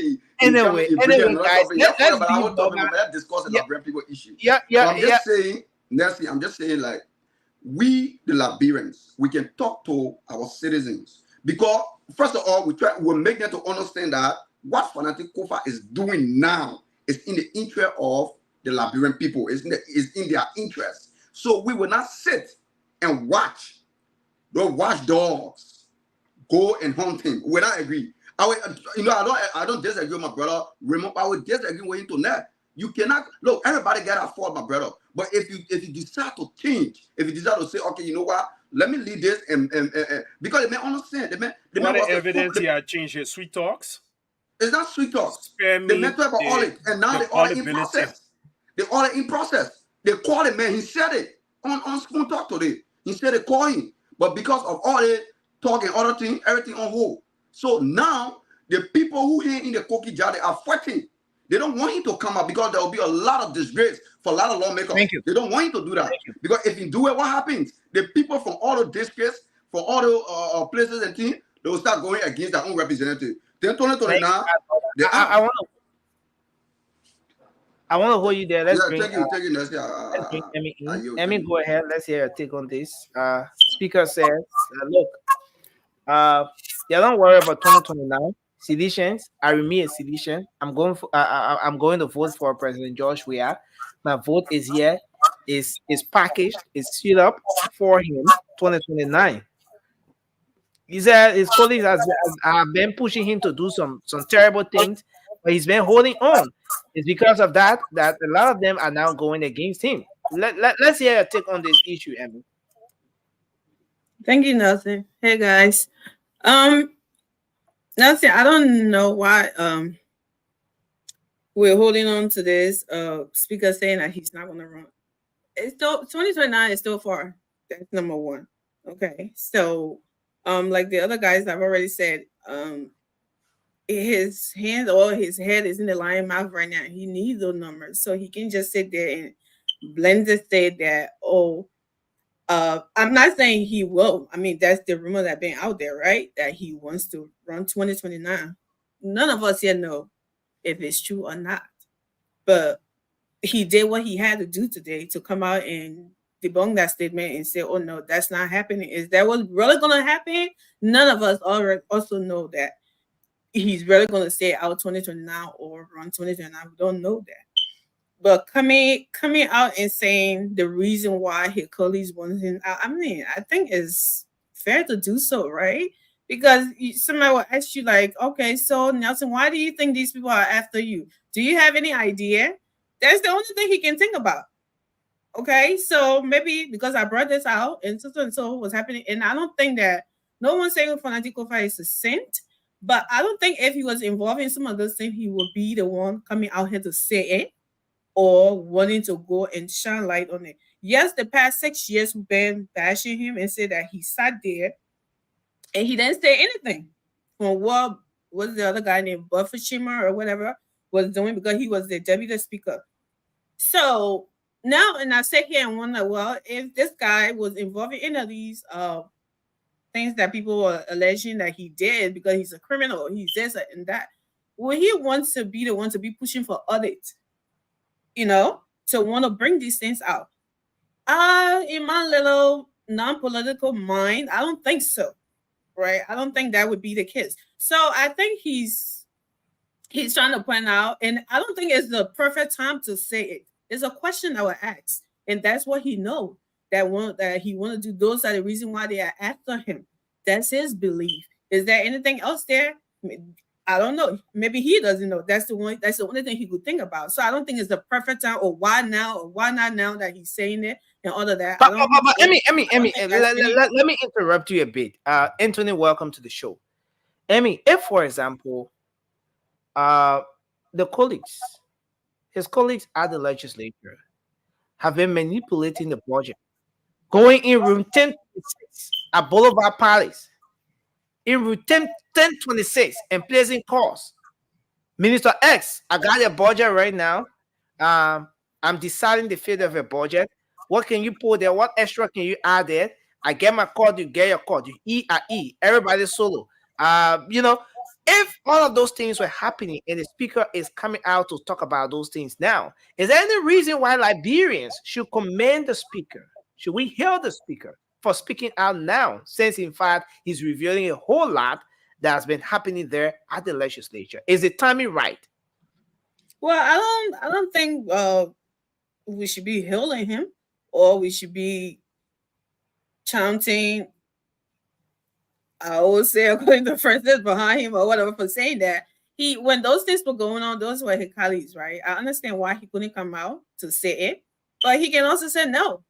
He doesn't have to come running out here. Oh yeah, guess what? They're telling me to do that. They're telling me to do that. No, like y'all all say, he's a politician, right? He has to save his own butt too. With these guys, he needs number two. He needs some other thing. He needs friendship as well in there. I can want to tell you, no, I don't have to come out here and bash you. But if you're after me because of that, I have to say something. What I know you're after me about. I can't come out here and say, he's not calling names. Okay? He's not saying anyone's names. He's just saying one of my colleagues. Who knows? It could be most of them. It could be all of them. It could be half of them. Who knows? We don't know. But some of them, I'm pretty sure he had that conversation with. So that's why he's saying it. It's not anything for us to come and say, oh yeah, let's heal him. He said this, he said that. No, I don't think so, because it's not something that happened and he came out to say it. Now his job is on the line. He has to say something why he think they're after his job. That's why he's doing it. So thank you, Emmy. Anthony, just take us home on this conversation. Good evening, everyone. It is unfair that all the UP folks here, when you can't, they put you in the back, but it's cool. I'm not a UP folk. Nelson, I said it before when the whole second came out. I said, listen, this situation will backfire on the UP folks. They continue to pin the narrative that, Speaker Kofa is getting popular and, Joe, we are feeling uncomfortable, all that.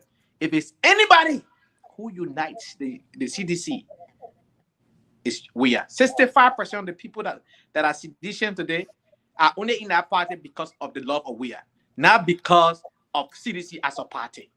That is a reality. Today, we saw a leader. Even when Stanton asked him, which side are you on? Are you on the side that's supporting you? Or are you trying to work with her and say, I'm on the side of the Liberian people. I'm the speaker of the Liberian people. Absolutely. First and foremost, get this clear. If this man is not represented, he will still make a lot of money, more than the representative, because he's a career lawyer who are representing a big corporation. For all to come here tonight, and my dear brother Francis, talking about, he's a convicted felon. At least he did his time. You are supporting a guy, Donald Trump in this country, who is a convicted felon, and you're going to vote for him. But you're pointing finger at listen. No, I want us to leave the American politics out of this. Nothing. I want to mention my name on this stuff, so I need to speak on it. But Sandy, Anthony, everybody mentioned it, so I need to speak on it. You can't skip me on you understand? Now, let me get back to our politics. I said here before, politics is a calculated risk. Fanatic Cover is a clever politician. As a deputy speaker, he kept it cool because he understood the ground and he knew that he didn't have the leverage that he needed. Now, as a speaker, you cannot remove him unless you have two-thirds. Two-thirds of 73, you multiply 73 times 2, that 146 divided by 3, that 48.6. No. You Don't understand? do that So perfect key he math. said No. majority, so say we don't have half money, Anthony. you make it 4, you make it 4, you be like 49 people. Anthony, please don't do that perfect key math for us. My man, not for keep back, you good math. You're not thumbsing the 73 by any number. Why are you thumbsing the 73? To get the thing called to turn of that 73. You dividing the 73. No. To get that to turn, mathematically you must multiply 73 times 2 divided by 3. That's the math. I can't give you fraction, my brother. I'm not a mathematician, but I know that little fraction. I'm not perfect key. I mean, I'm accurate with that.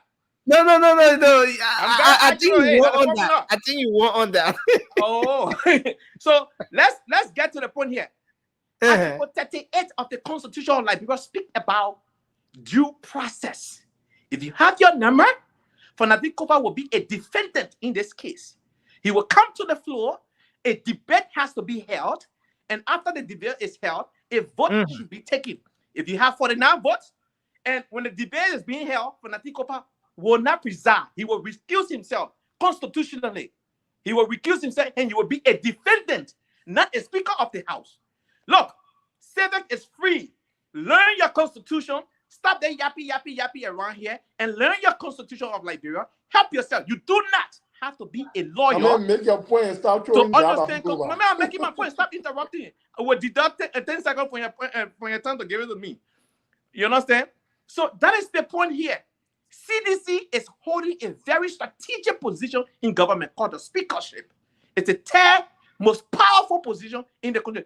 This is the first time we are seeing a real legislature function. Now, should we hear him? Yes. We hear Delon for showing the light, saying, oh, that the people should have voted on that. This man is saving the Liberian people millions of dollars, not billion, millions of dollars. You know what happened today? The man just told us that they used his budget line as a speaker to assign $2.2 million of the legislature vehicles and also other funding that amount to $5.9 million.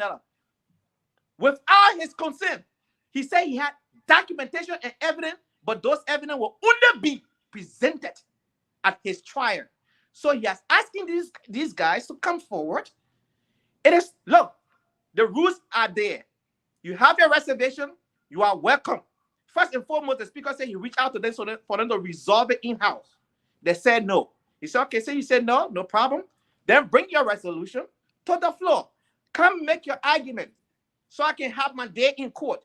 They thought in their mind that he was never going to have had his day in court. Like they did Speaker Snow, and they did Speaker Tyler, that they did Speaker what's his name? Nukwe.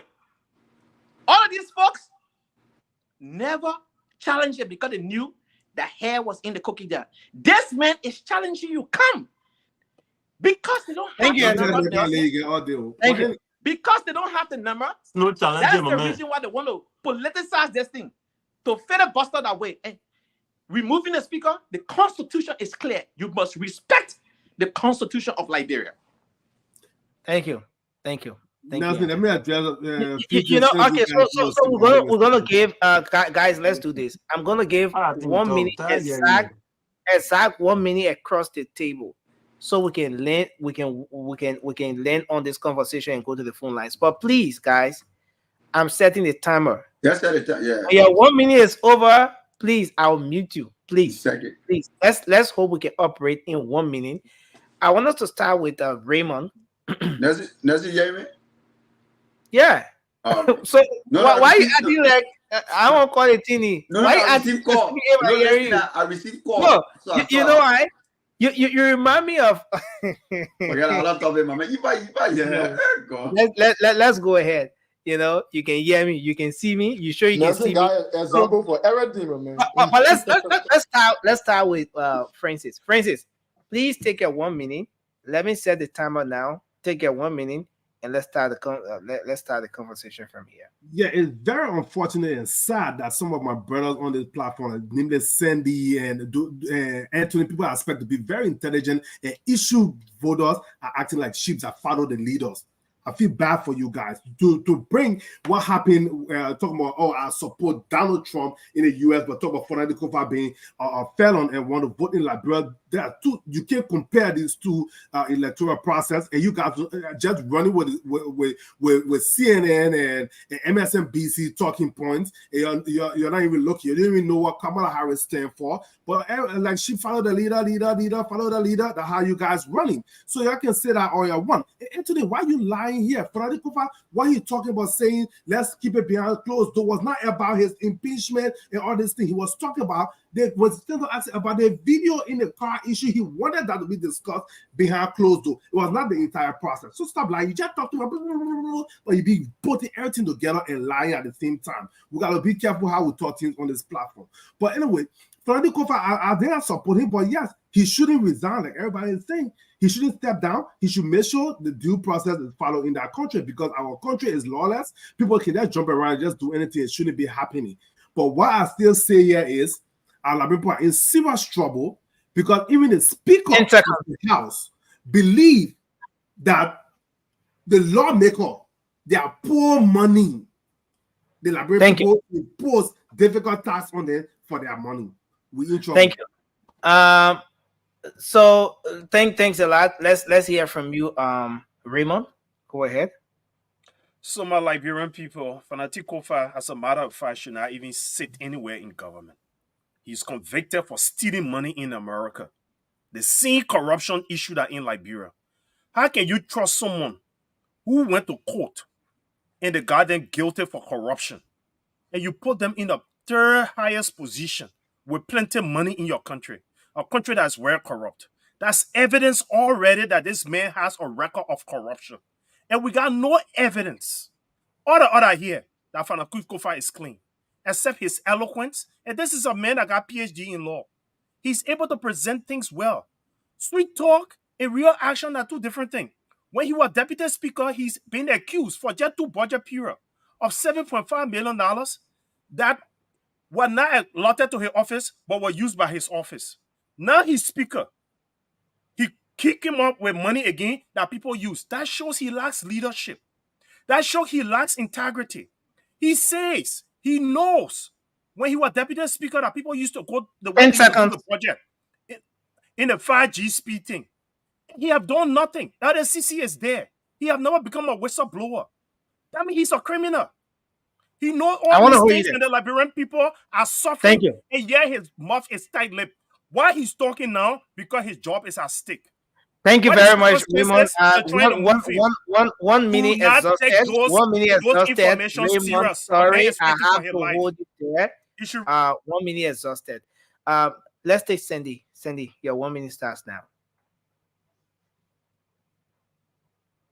You are muted, Cindy. If Representative Rete Kun was the speaker from the Unity Party side, my brother Raymond would have never asked for his resignation. Raymond, we got to follow the law. The man should not resign. If they have the numbers, let them follow the legal procedures to remove him. He said it today, and that's what I believe. Francis, a felon is a felon. Crime is a crime.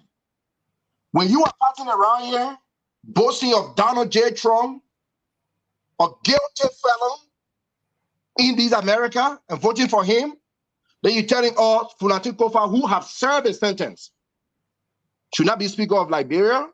That's hypocrisy. And that got to stop. We are not talking American politics here. But when I see one of my own telling us to go cast a vote for someone who abuses women who have been charged and convicted of felony in the United States, and then talking about somebody who already served his sentence, that is the highest 5 seconds hypocrisy I've ever heard in recent time. Thank you.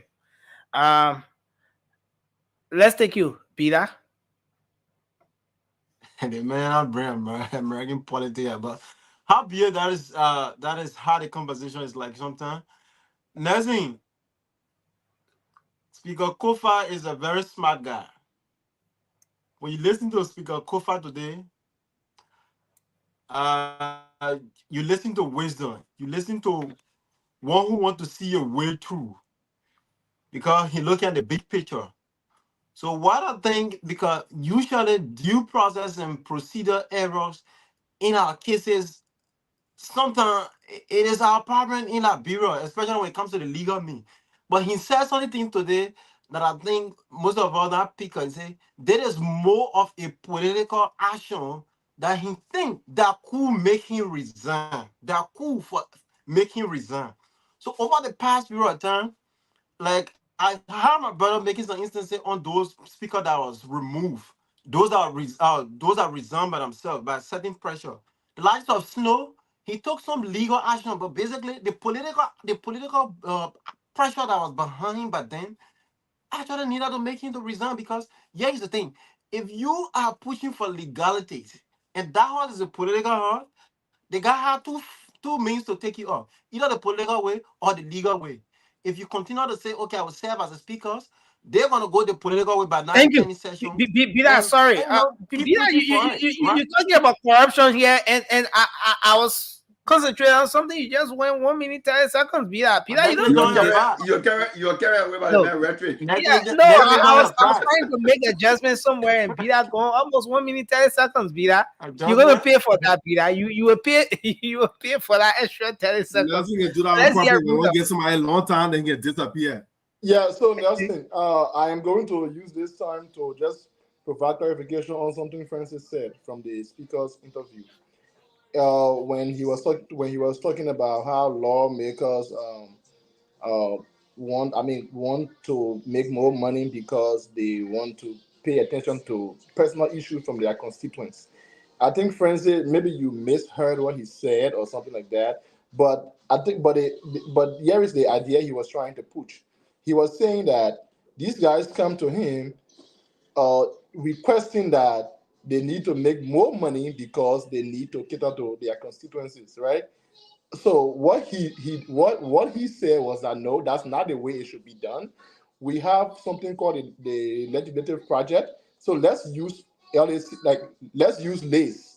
to put the money through that, and then whenever something happens, you can sign for it through LACE, and then you can execute whatever project you have to execute. That is what the law says. So he was just putting that he is trying to protect the law and make sure that was in a that different doesn't segment. You fly are not around around the that way same it time. does. Sorry. Thank you. Okay, thank you for taking your 1 minute to provide the clarity. Alfred, let's hear you. I know your microphone is about to blow wide, but go ahead. You are muted. Can you hear me now? Okay, better. Yeah. All right. Let me say this. With regards to the Speaker Fanatic J. Kofa, if you are listening, we support you. We support your action. We want you to stay on because too many years and too many times, the laws of this country has not been respected. People have abused the law and it goes scot-free with no consequences, especially the national legislature. They don't follow rules and all of it. But then you thought they say, our rule said this, our rule said that. They hide behind those rules and steal from the Liberian people. We want to see how this thing play out. And I am very optimistic that this time around, Fanatic Kofa will win these people. Because if you look at their agenda, it's not about Fanatic Kofa. It's about what they're putting Fanatic Kofa under pressure to be able to get them money again the dubious way. Because mind you now, the 2025 budget preparation is around the corner. So everybody want to be in some committee to steal money from the budget. That's why this speaker is saying, let us audit. I will urge the speaker to even go back as far back as 2018 so they can do this audit. So let's see where these allegations against the speaker that say he's doing this, he's doing that, he's doing this. Let the audit show, let the evidence show that actually he's been doing this. And one of the revelations he made today that people putting money in his account and going after it and taking it and not even showing how they use the money. We want the audit to take place so that Fanatic Kofa can be vindicated. Thank you so much. Thank you very much. So let's take Anthony, and then we're gonna go to Moba. Emmy will take us on to the phone As a lines. bona fide member of the ANC, 1%. as a proud 1%er, Yeah. tonight I stand here to salute you, Speaker Kofa. For too long, we have had these circumstances in Liberia where we pin everybody with the same broad bridge, right? Or the broad bridge. Today, what are you calling convicted felon? He was sentenced. He served his time. He finished with time, unlike Donald Trump, who did not serve his time and running up and down here want to be president. Fantasy Cooper served his time. He's trying to reinvent himself. He has given second chance to life. He has been given second chance to life. And he's making good use of the second chance to life. It's not an easy task to go to law school, let alone reach at that level in law. And for everything to go down the drain. So this man is using every opportunity he has right now to reinvent himself. And for that, I want to say thank you for mustering the courage to stand up, because he said today that the budget will be before his death in a week from now. Not only that, the waterway, all the flooding that happened in Monrovia, that also thing will be before his death. There's so many other things he listed today that will be coming to the house that they have to work on. These guys are sitting here. Look, how many days they work in the entire year? Come on, people. If you really calculate it, these people don't work many days in the whole year. And they want to play politics. So if you love the Liberian people, put politics aside, get 10 your 49 seconds. number or keep in, forget about removing the speaker. If you do not have 49, then forget about removing the speaker. If you have the 49, come to the floor. The speaker will recuse himself. He will be a defendant in this case. And you can have your say. Yaka Koluba, you say Yaku Koluba crazy. We agree. We take your slogan, we agree. But Yaka hinted this thing here. Yaka hinted it, and Yaka always on the right side. Yaka is also supporting the speaker. I want to hold you there. Anthony Gay, thanks a lot. Moba, you want to take your 1 minute quickly because we want to take just but 5 calls. the whole process started June, Anthony. So from June they keep talking about it, come until now it reached the flow. But for now we know we only have 30 lawmakers with him, and he need another 7 so he can conduct a session. So I don't know how it's going to be, but end of the day, we all here, we are talking to, and we appealing to the people who acting like we keep talking to them. We're not go harsh on them yet because we're watching them. We want the right thing to be done. Right now, they shouldn't put our interest. They put the Liberian people interest, because if you look at the entire budget and when you look at when you listen to the speaker today talking, I was so amazing. I was like, yes, we get good people, we get good apple among the bad apples. So these things, the whole thing is not about the representative, it's about the people. You can't put money in a budget that you know that you're not even part of it, but then you take it for yourself and the other people suffer. And all these things want to come to an end. And that's the reason why they don't want him, because he was there. Don't forget he was there. I want to hold you there, Moba. Yeah. 1 minute exhausted. No problem, man. 1 minute exhausted. Emmy, take your 1 minute, please. And then we'll go to we're going to take just 5 calls, and then we will do our closing. So Emmy, please. Okay, so I agree with my brother Raymond. I can understand where he's coming from, but then again, I disagree a little bit. So Raymond, we all know that this man was a convict. We sat on this platform. Emmy, you're bad. Huh? You go ahead. We campaigned against him, and people still, the Liberian people first voted for him, and then his colleagues voted for him to be speaker. Why should we now be looking at his past when he's not doing anything, or he has not done anything to the contrary of his job right now, what he's holds? Why should we be going back and looking at those things that they knew that he did, and they went and voted for him? Why should we be holding him to that in this process? I think it's unfair for us to do that. And my brother Anthony, you say here and say we want to paint everybody with the same brush.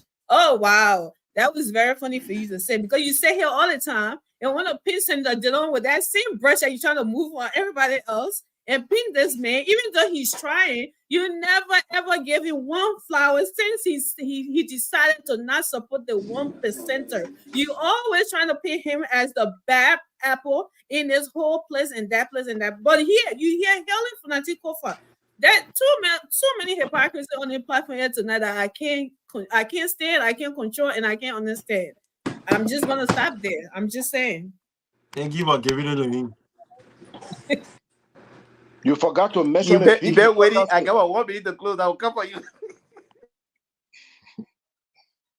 Sorry, guys. I was just talking to myself. Emmy, why are you always coming so hard on the lawmakers when Senator Dillon is not included? But whenever Senator Dillon is included, then you want to give that blind eye to certain things. You want to make it look like the legislature is a perfect place, and when Senator Dillon is in the picture, we try to make it look as if the place is demonic. It's a kind of. But anyway. No. Like Anthony said, there are few people. No, you asked the question. Let me don't. I mean, you can't just throw something out there and go to the phone line. Let We have to go to the phone line. No, it's not gonna pop at me. That's the rule. The law must be the law. Yeah, don't agree. The law cannot be the law now because we can't be the law on this show here. You said my name, I have to respond. Okay, you will respond. We'll come back to do the closing. Hello, right you are live. Let's hear you. You're live on the show. Your name and where you calling from? Yeah, thank you, Nelson. Thank you very much. Few weeks ago, I want all of your panelists to be very, very vigilant. Few weeks ago or a few months ago, there were accusations about the House fingering our budget. Mm-hmm. Honorable Funati did not say anything. But he set up a committee. He set up a committee to investigate, though. Nelson. You lying now over the phone or what? Your voice has changed. No, nothing. You getting me now? Okay, you okay now. Okay. I said a few months ago, the House Liberian people accused both senator and the House of Representatives that they finger our budget. Where were Funati then? And I advise Funati today, as a leader, as a godfather in the house, you don't spill things out there. Funati, where were you when they fingered this Liberian people budget? It is now that you want to talk. Something behind the scene. Let the Liberian people listen and investigate. Thank you. Let the Liberian people listen and investigate. All of their black deals is coming out now. Thank you, Nelson. So wait. The way the deals coming out now, you want the thing here to continue so that more deals can come out. Do you think it's playing in the interest of the Liberian people? I listened to Funati today. Mm-hmm. I accept everything that he said. But what now? The question should be, it's not about we should accept or not accepting. Thank you. What now? When we accuse them, why they didn't bring the truth out? I want to hold you there, sir. Thank you very much. It's good that the why now is not for Vasco tonight. The why now is for the speaker. 0555-101075 is the number to call on the late night show tonight. I'm Nelson Colette. The rest of the team here, the WhatsApp number I'm going to put up very shortly. We're taking 5 calls. We've taken the first caller, so let's take the second one. Hello, your name and where you call from? Oh, sorry. And morning to the panelists on the set. Yeah. My name is Josiah Smo, calling from the Quarter Peace Island. Smo, go ahead quickly. Yeah. Let me say thank you. I'm not a fan of Funati Kofa. I'm not for the CEC, but let me say this. In this particular case, almost Funati Kofa, the way he speaks to this issue, the way he takes the issue, he speaks as a leader. Someone say, I'm on the finger of the budget, that was Funati Kofa. let me say this. When they figured the budget at the time, almost Fernando Kofa was not in the country. He was out of the country. When he came back, he set a committee and launched an investigation. And he was exempted by the Sea Korea time. He was in here. So he said this. We don't want the thing to continue. That he has said, I am open to any way that we can do, but then Lord take a course and we can sit in session, we can forego our egos to sit, we will listen to our police plot, what in their mind, and we can sit.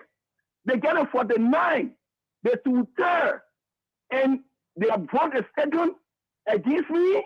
I'll be called a due process by the Constitution. I'll go 38, I'll go 49, the procedure that I laid down. So impeach Speaker. Thank you. I'm waiting. Thank you. I'll leave. But the report will be done. Thank That's you. what he is saying. Let's But hold he's you not there. saying I will not move. But let the rest be done. Let's hold you there and take the third caller. After this, we take 2 more. Hello, your name and where you calling from? I'm Francis Kova calling from EATV Junction. Yeah, go ahead quickly. Thank you Let's for hear the you. show. I want to hear Speaker Kofa and then keep back speak for the Liberian people. Thank you for the show and Thank you very much. The 4th caller. Hello. Yeah, good morning, Nelson, and good morning to the Liberian people, and good morning to those under my sound of the voice tonight. I'm a Luscious Exiao filming from Magibi. Next thing precisely, I want to say Liberia will be remembered, Kofa will be remembered, as one of the best speakers and one of the seasoned best lawyers who have extended to this position. If you listen to the revelation tonight, even when I was following, when Samson was on air, and someone is asking why not, he was waiting to this very appropriate time that he can be able to challenge some of his accusers or to allow some of the things they want to say and to remove him to come on air today. And this is why he's now waiting to reveal, Thank you. to see and hear what some of the things he's saying, that when they reach to the budget hearing, what some of the things that have been happening in this country, people place to agencies and go after it. So those are things that were a secret that we could not hear. And Speaker Kofa is now coming with some of these talks. So that thank you so much. And this man is not going to be removed. Thank you. Any attempt to remove it, I pray to will take Sunday. And I listened to one of the brother from Bible, he said it. I want to hold you there. I want to hold you there. That are against people of this. Saying that they are working for themselves to be taking. Thank you very much. To do the wrong thing. Thank you very much. Hello. Hello, Nelson. Yeah, let's hear you, sir. Yeah, my name is William. I call from Fargo. Mm-hmm. Yeah, Nelson, I must appreciate you guys for having this show and stuff. But Nelson, my problem here have to do with our Liberian lawmaker. These lawmakers, they are not really in our favor. Sometimes I get mad when people hearing them for something that they haven't even done or they haven't done, then people hearing them for.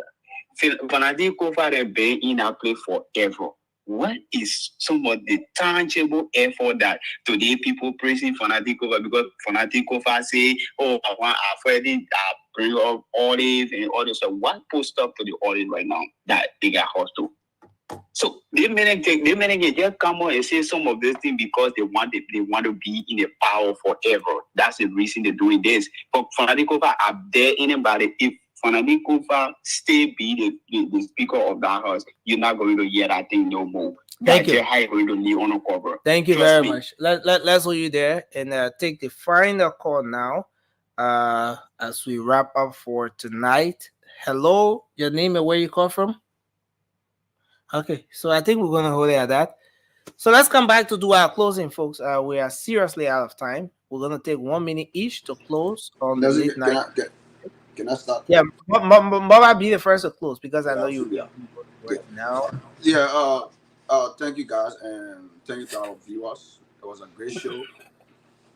All we just want the best for Liberia and at least the representative can go by the Constitution. So that because they are the law, they make the law. So if they violate the law, and I don't know how it would be like, I don't know how Liberian would see it. So I think they got to go by the law and make sure, for every guideline in the Constitution, they should abide by it.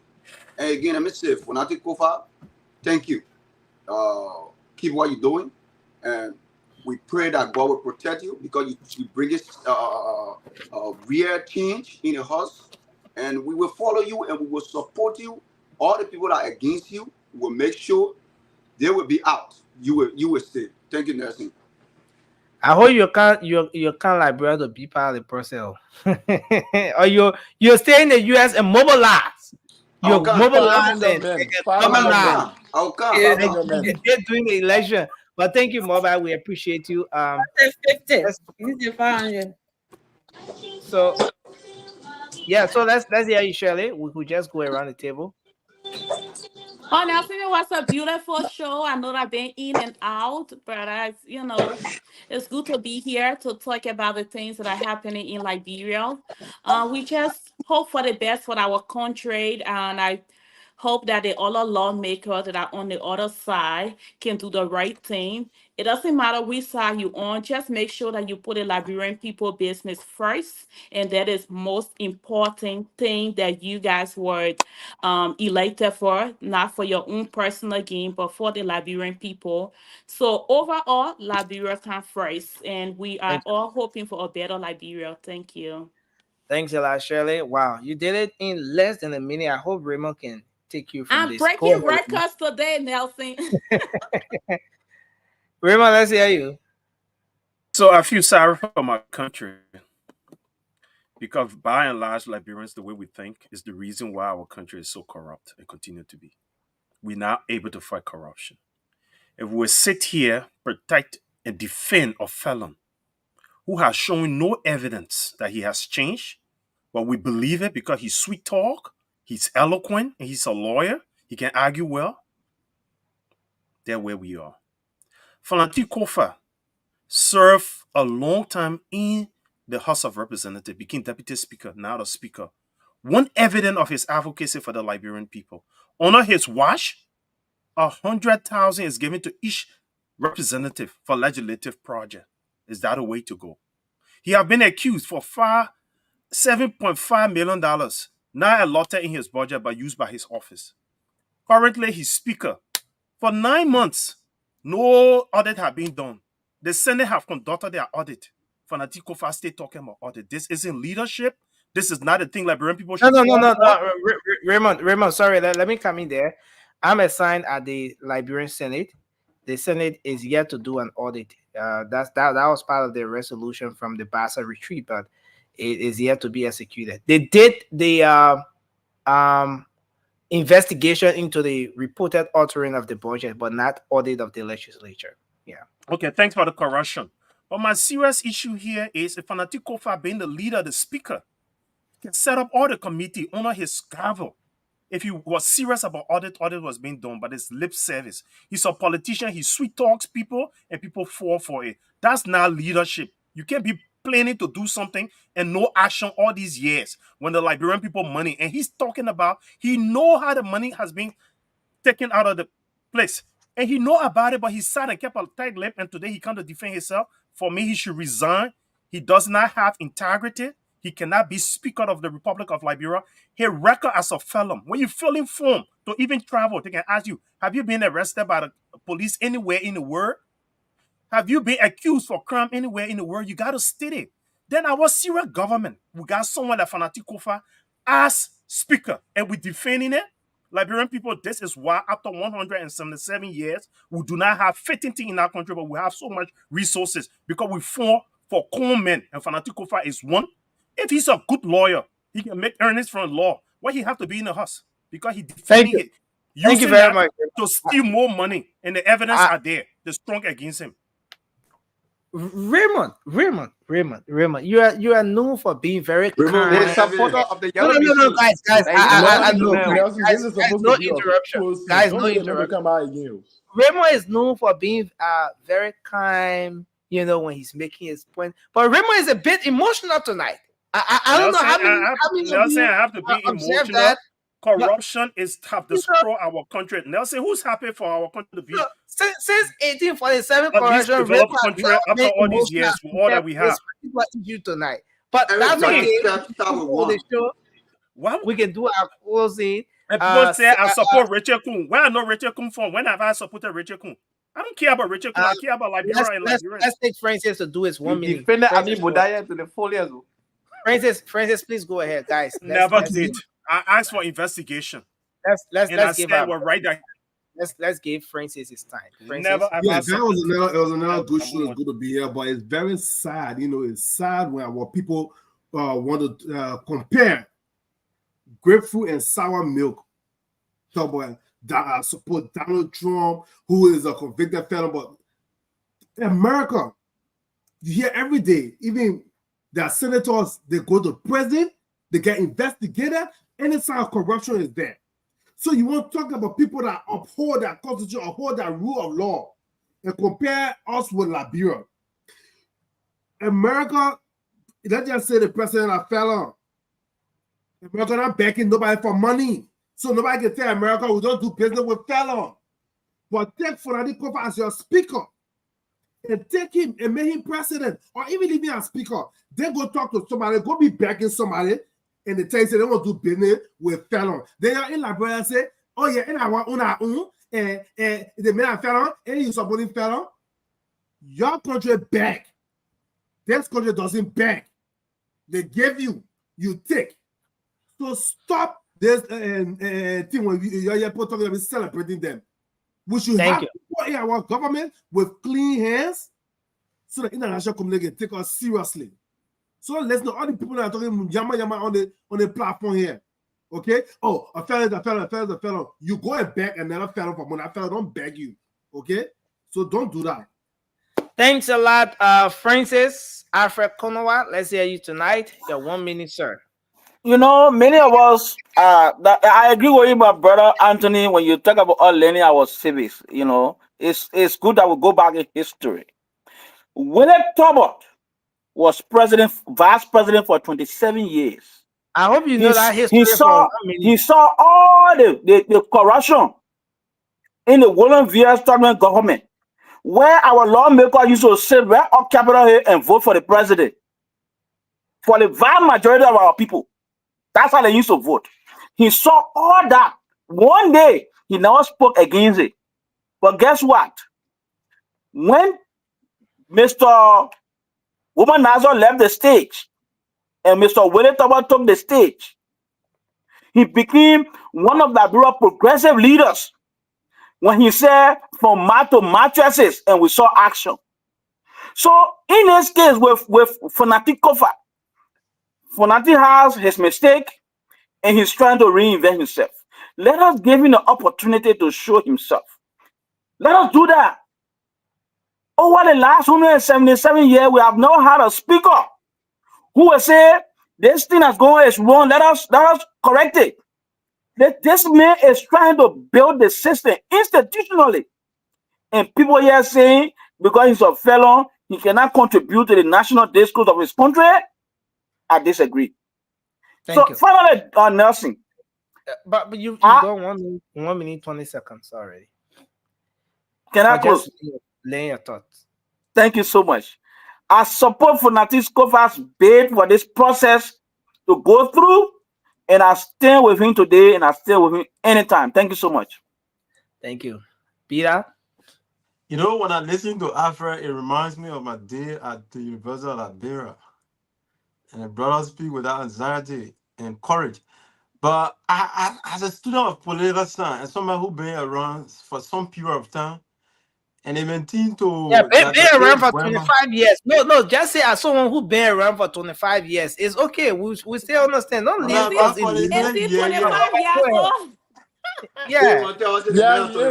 He's 25 years old.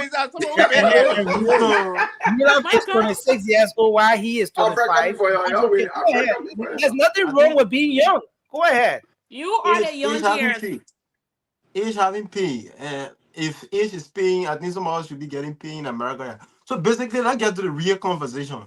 As a maintainer of H. Boehmer family who believe in the progressive mantra of change, when you look at people being chastised in Liberia, I'm not moved by the usual male political degenerate, the back and forth, what you usually see when people say to be a criminal without no facts.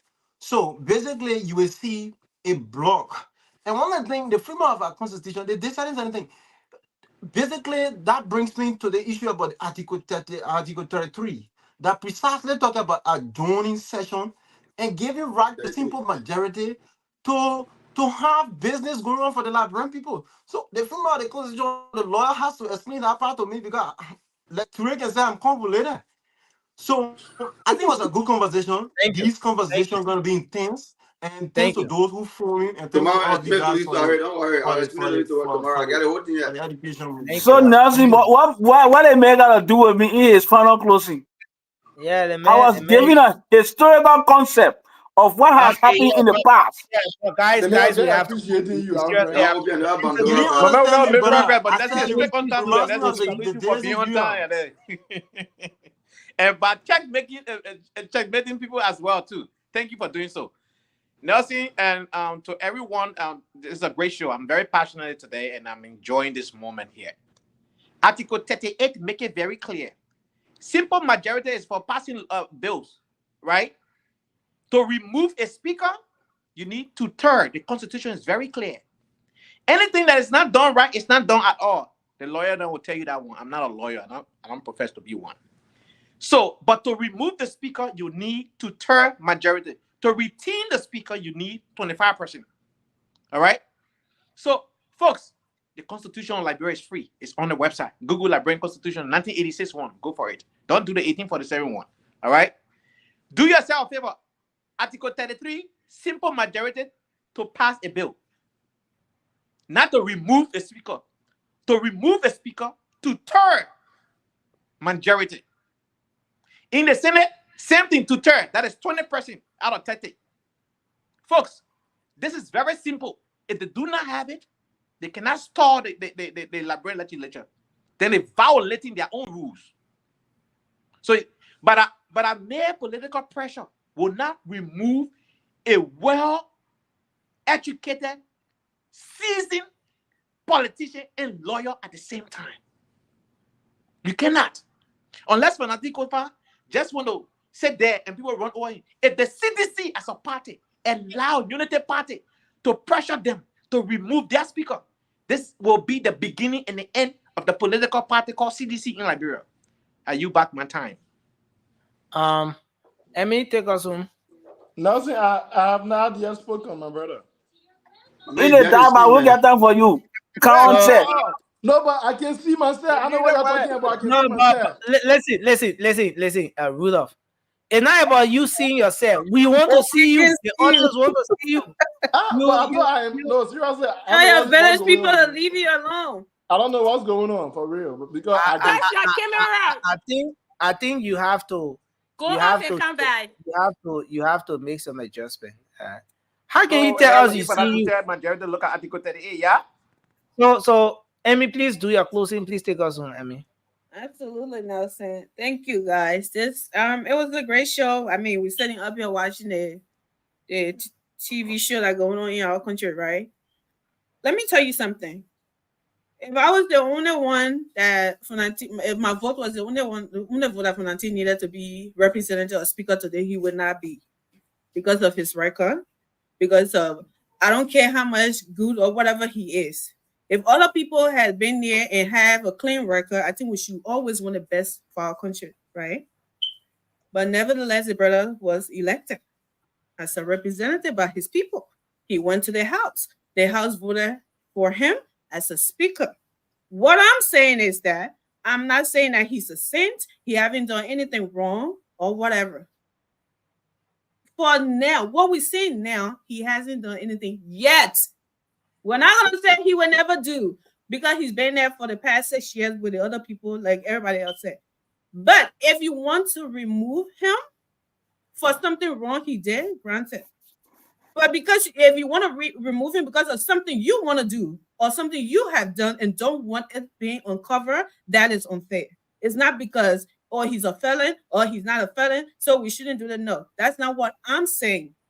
Okay? So all of this felon thing what we're talking about, we should have been talking about it when during election time, when he was running to be representative and when he was running to be a speaker. That was the time that all of these things mattered. He is a representative for his people now. They voted for him.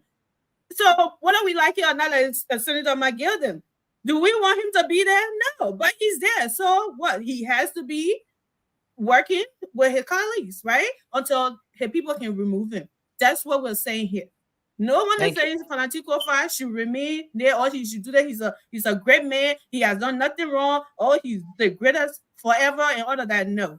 But for now, if he done something, go ahead the right way and remove him, not because something that you want to do or something wrong. That's what I'm saying. Thank you. Thank you, Emmy. So, folks, we have to go. Nelson, I am here now. You can see me. But I can see you. But I can see you. Nelson, stop it. Go ahead. Go ahead.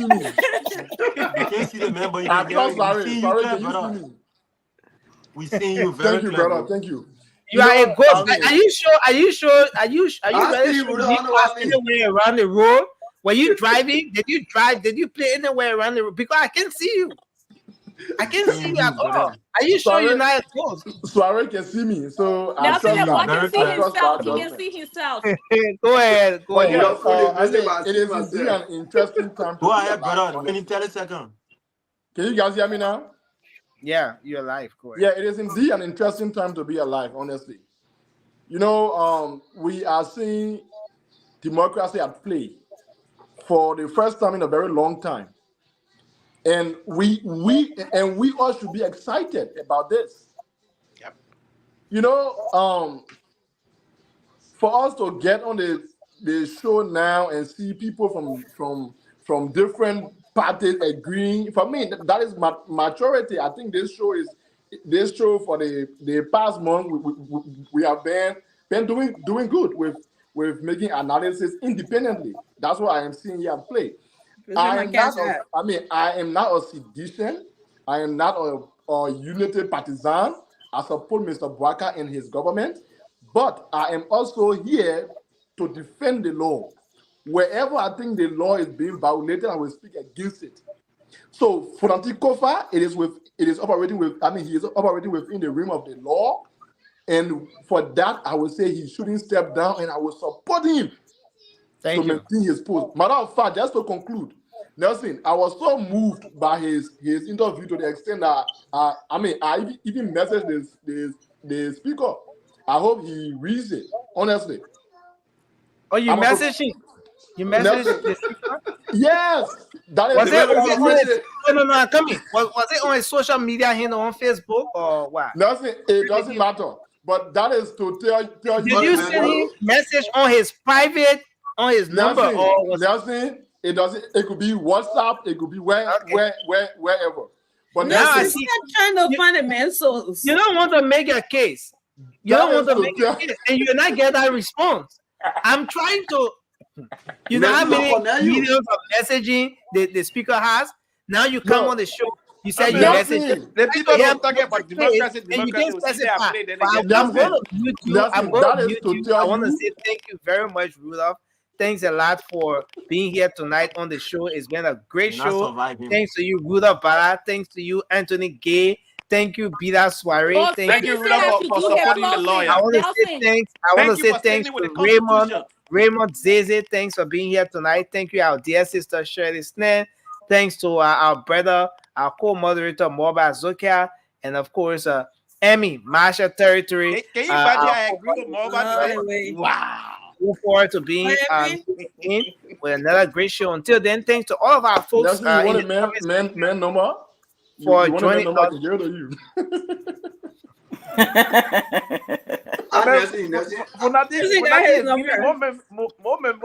Momentum right now in Liberia. Oh man, let me tell you, thanks everyone. Have a good night. Also, we can be here tomorrow with another edition of the Late Night Show. Bye bye for now.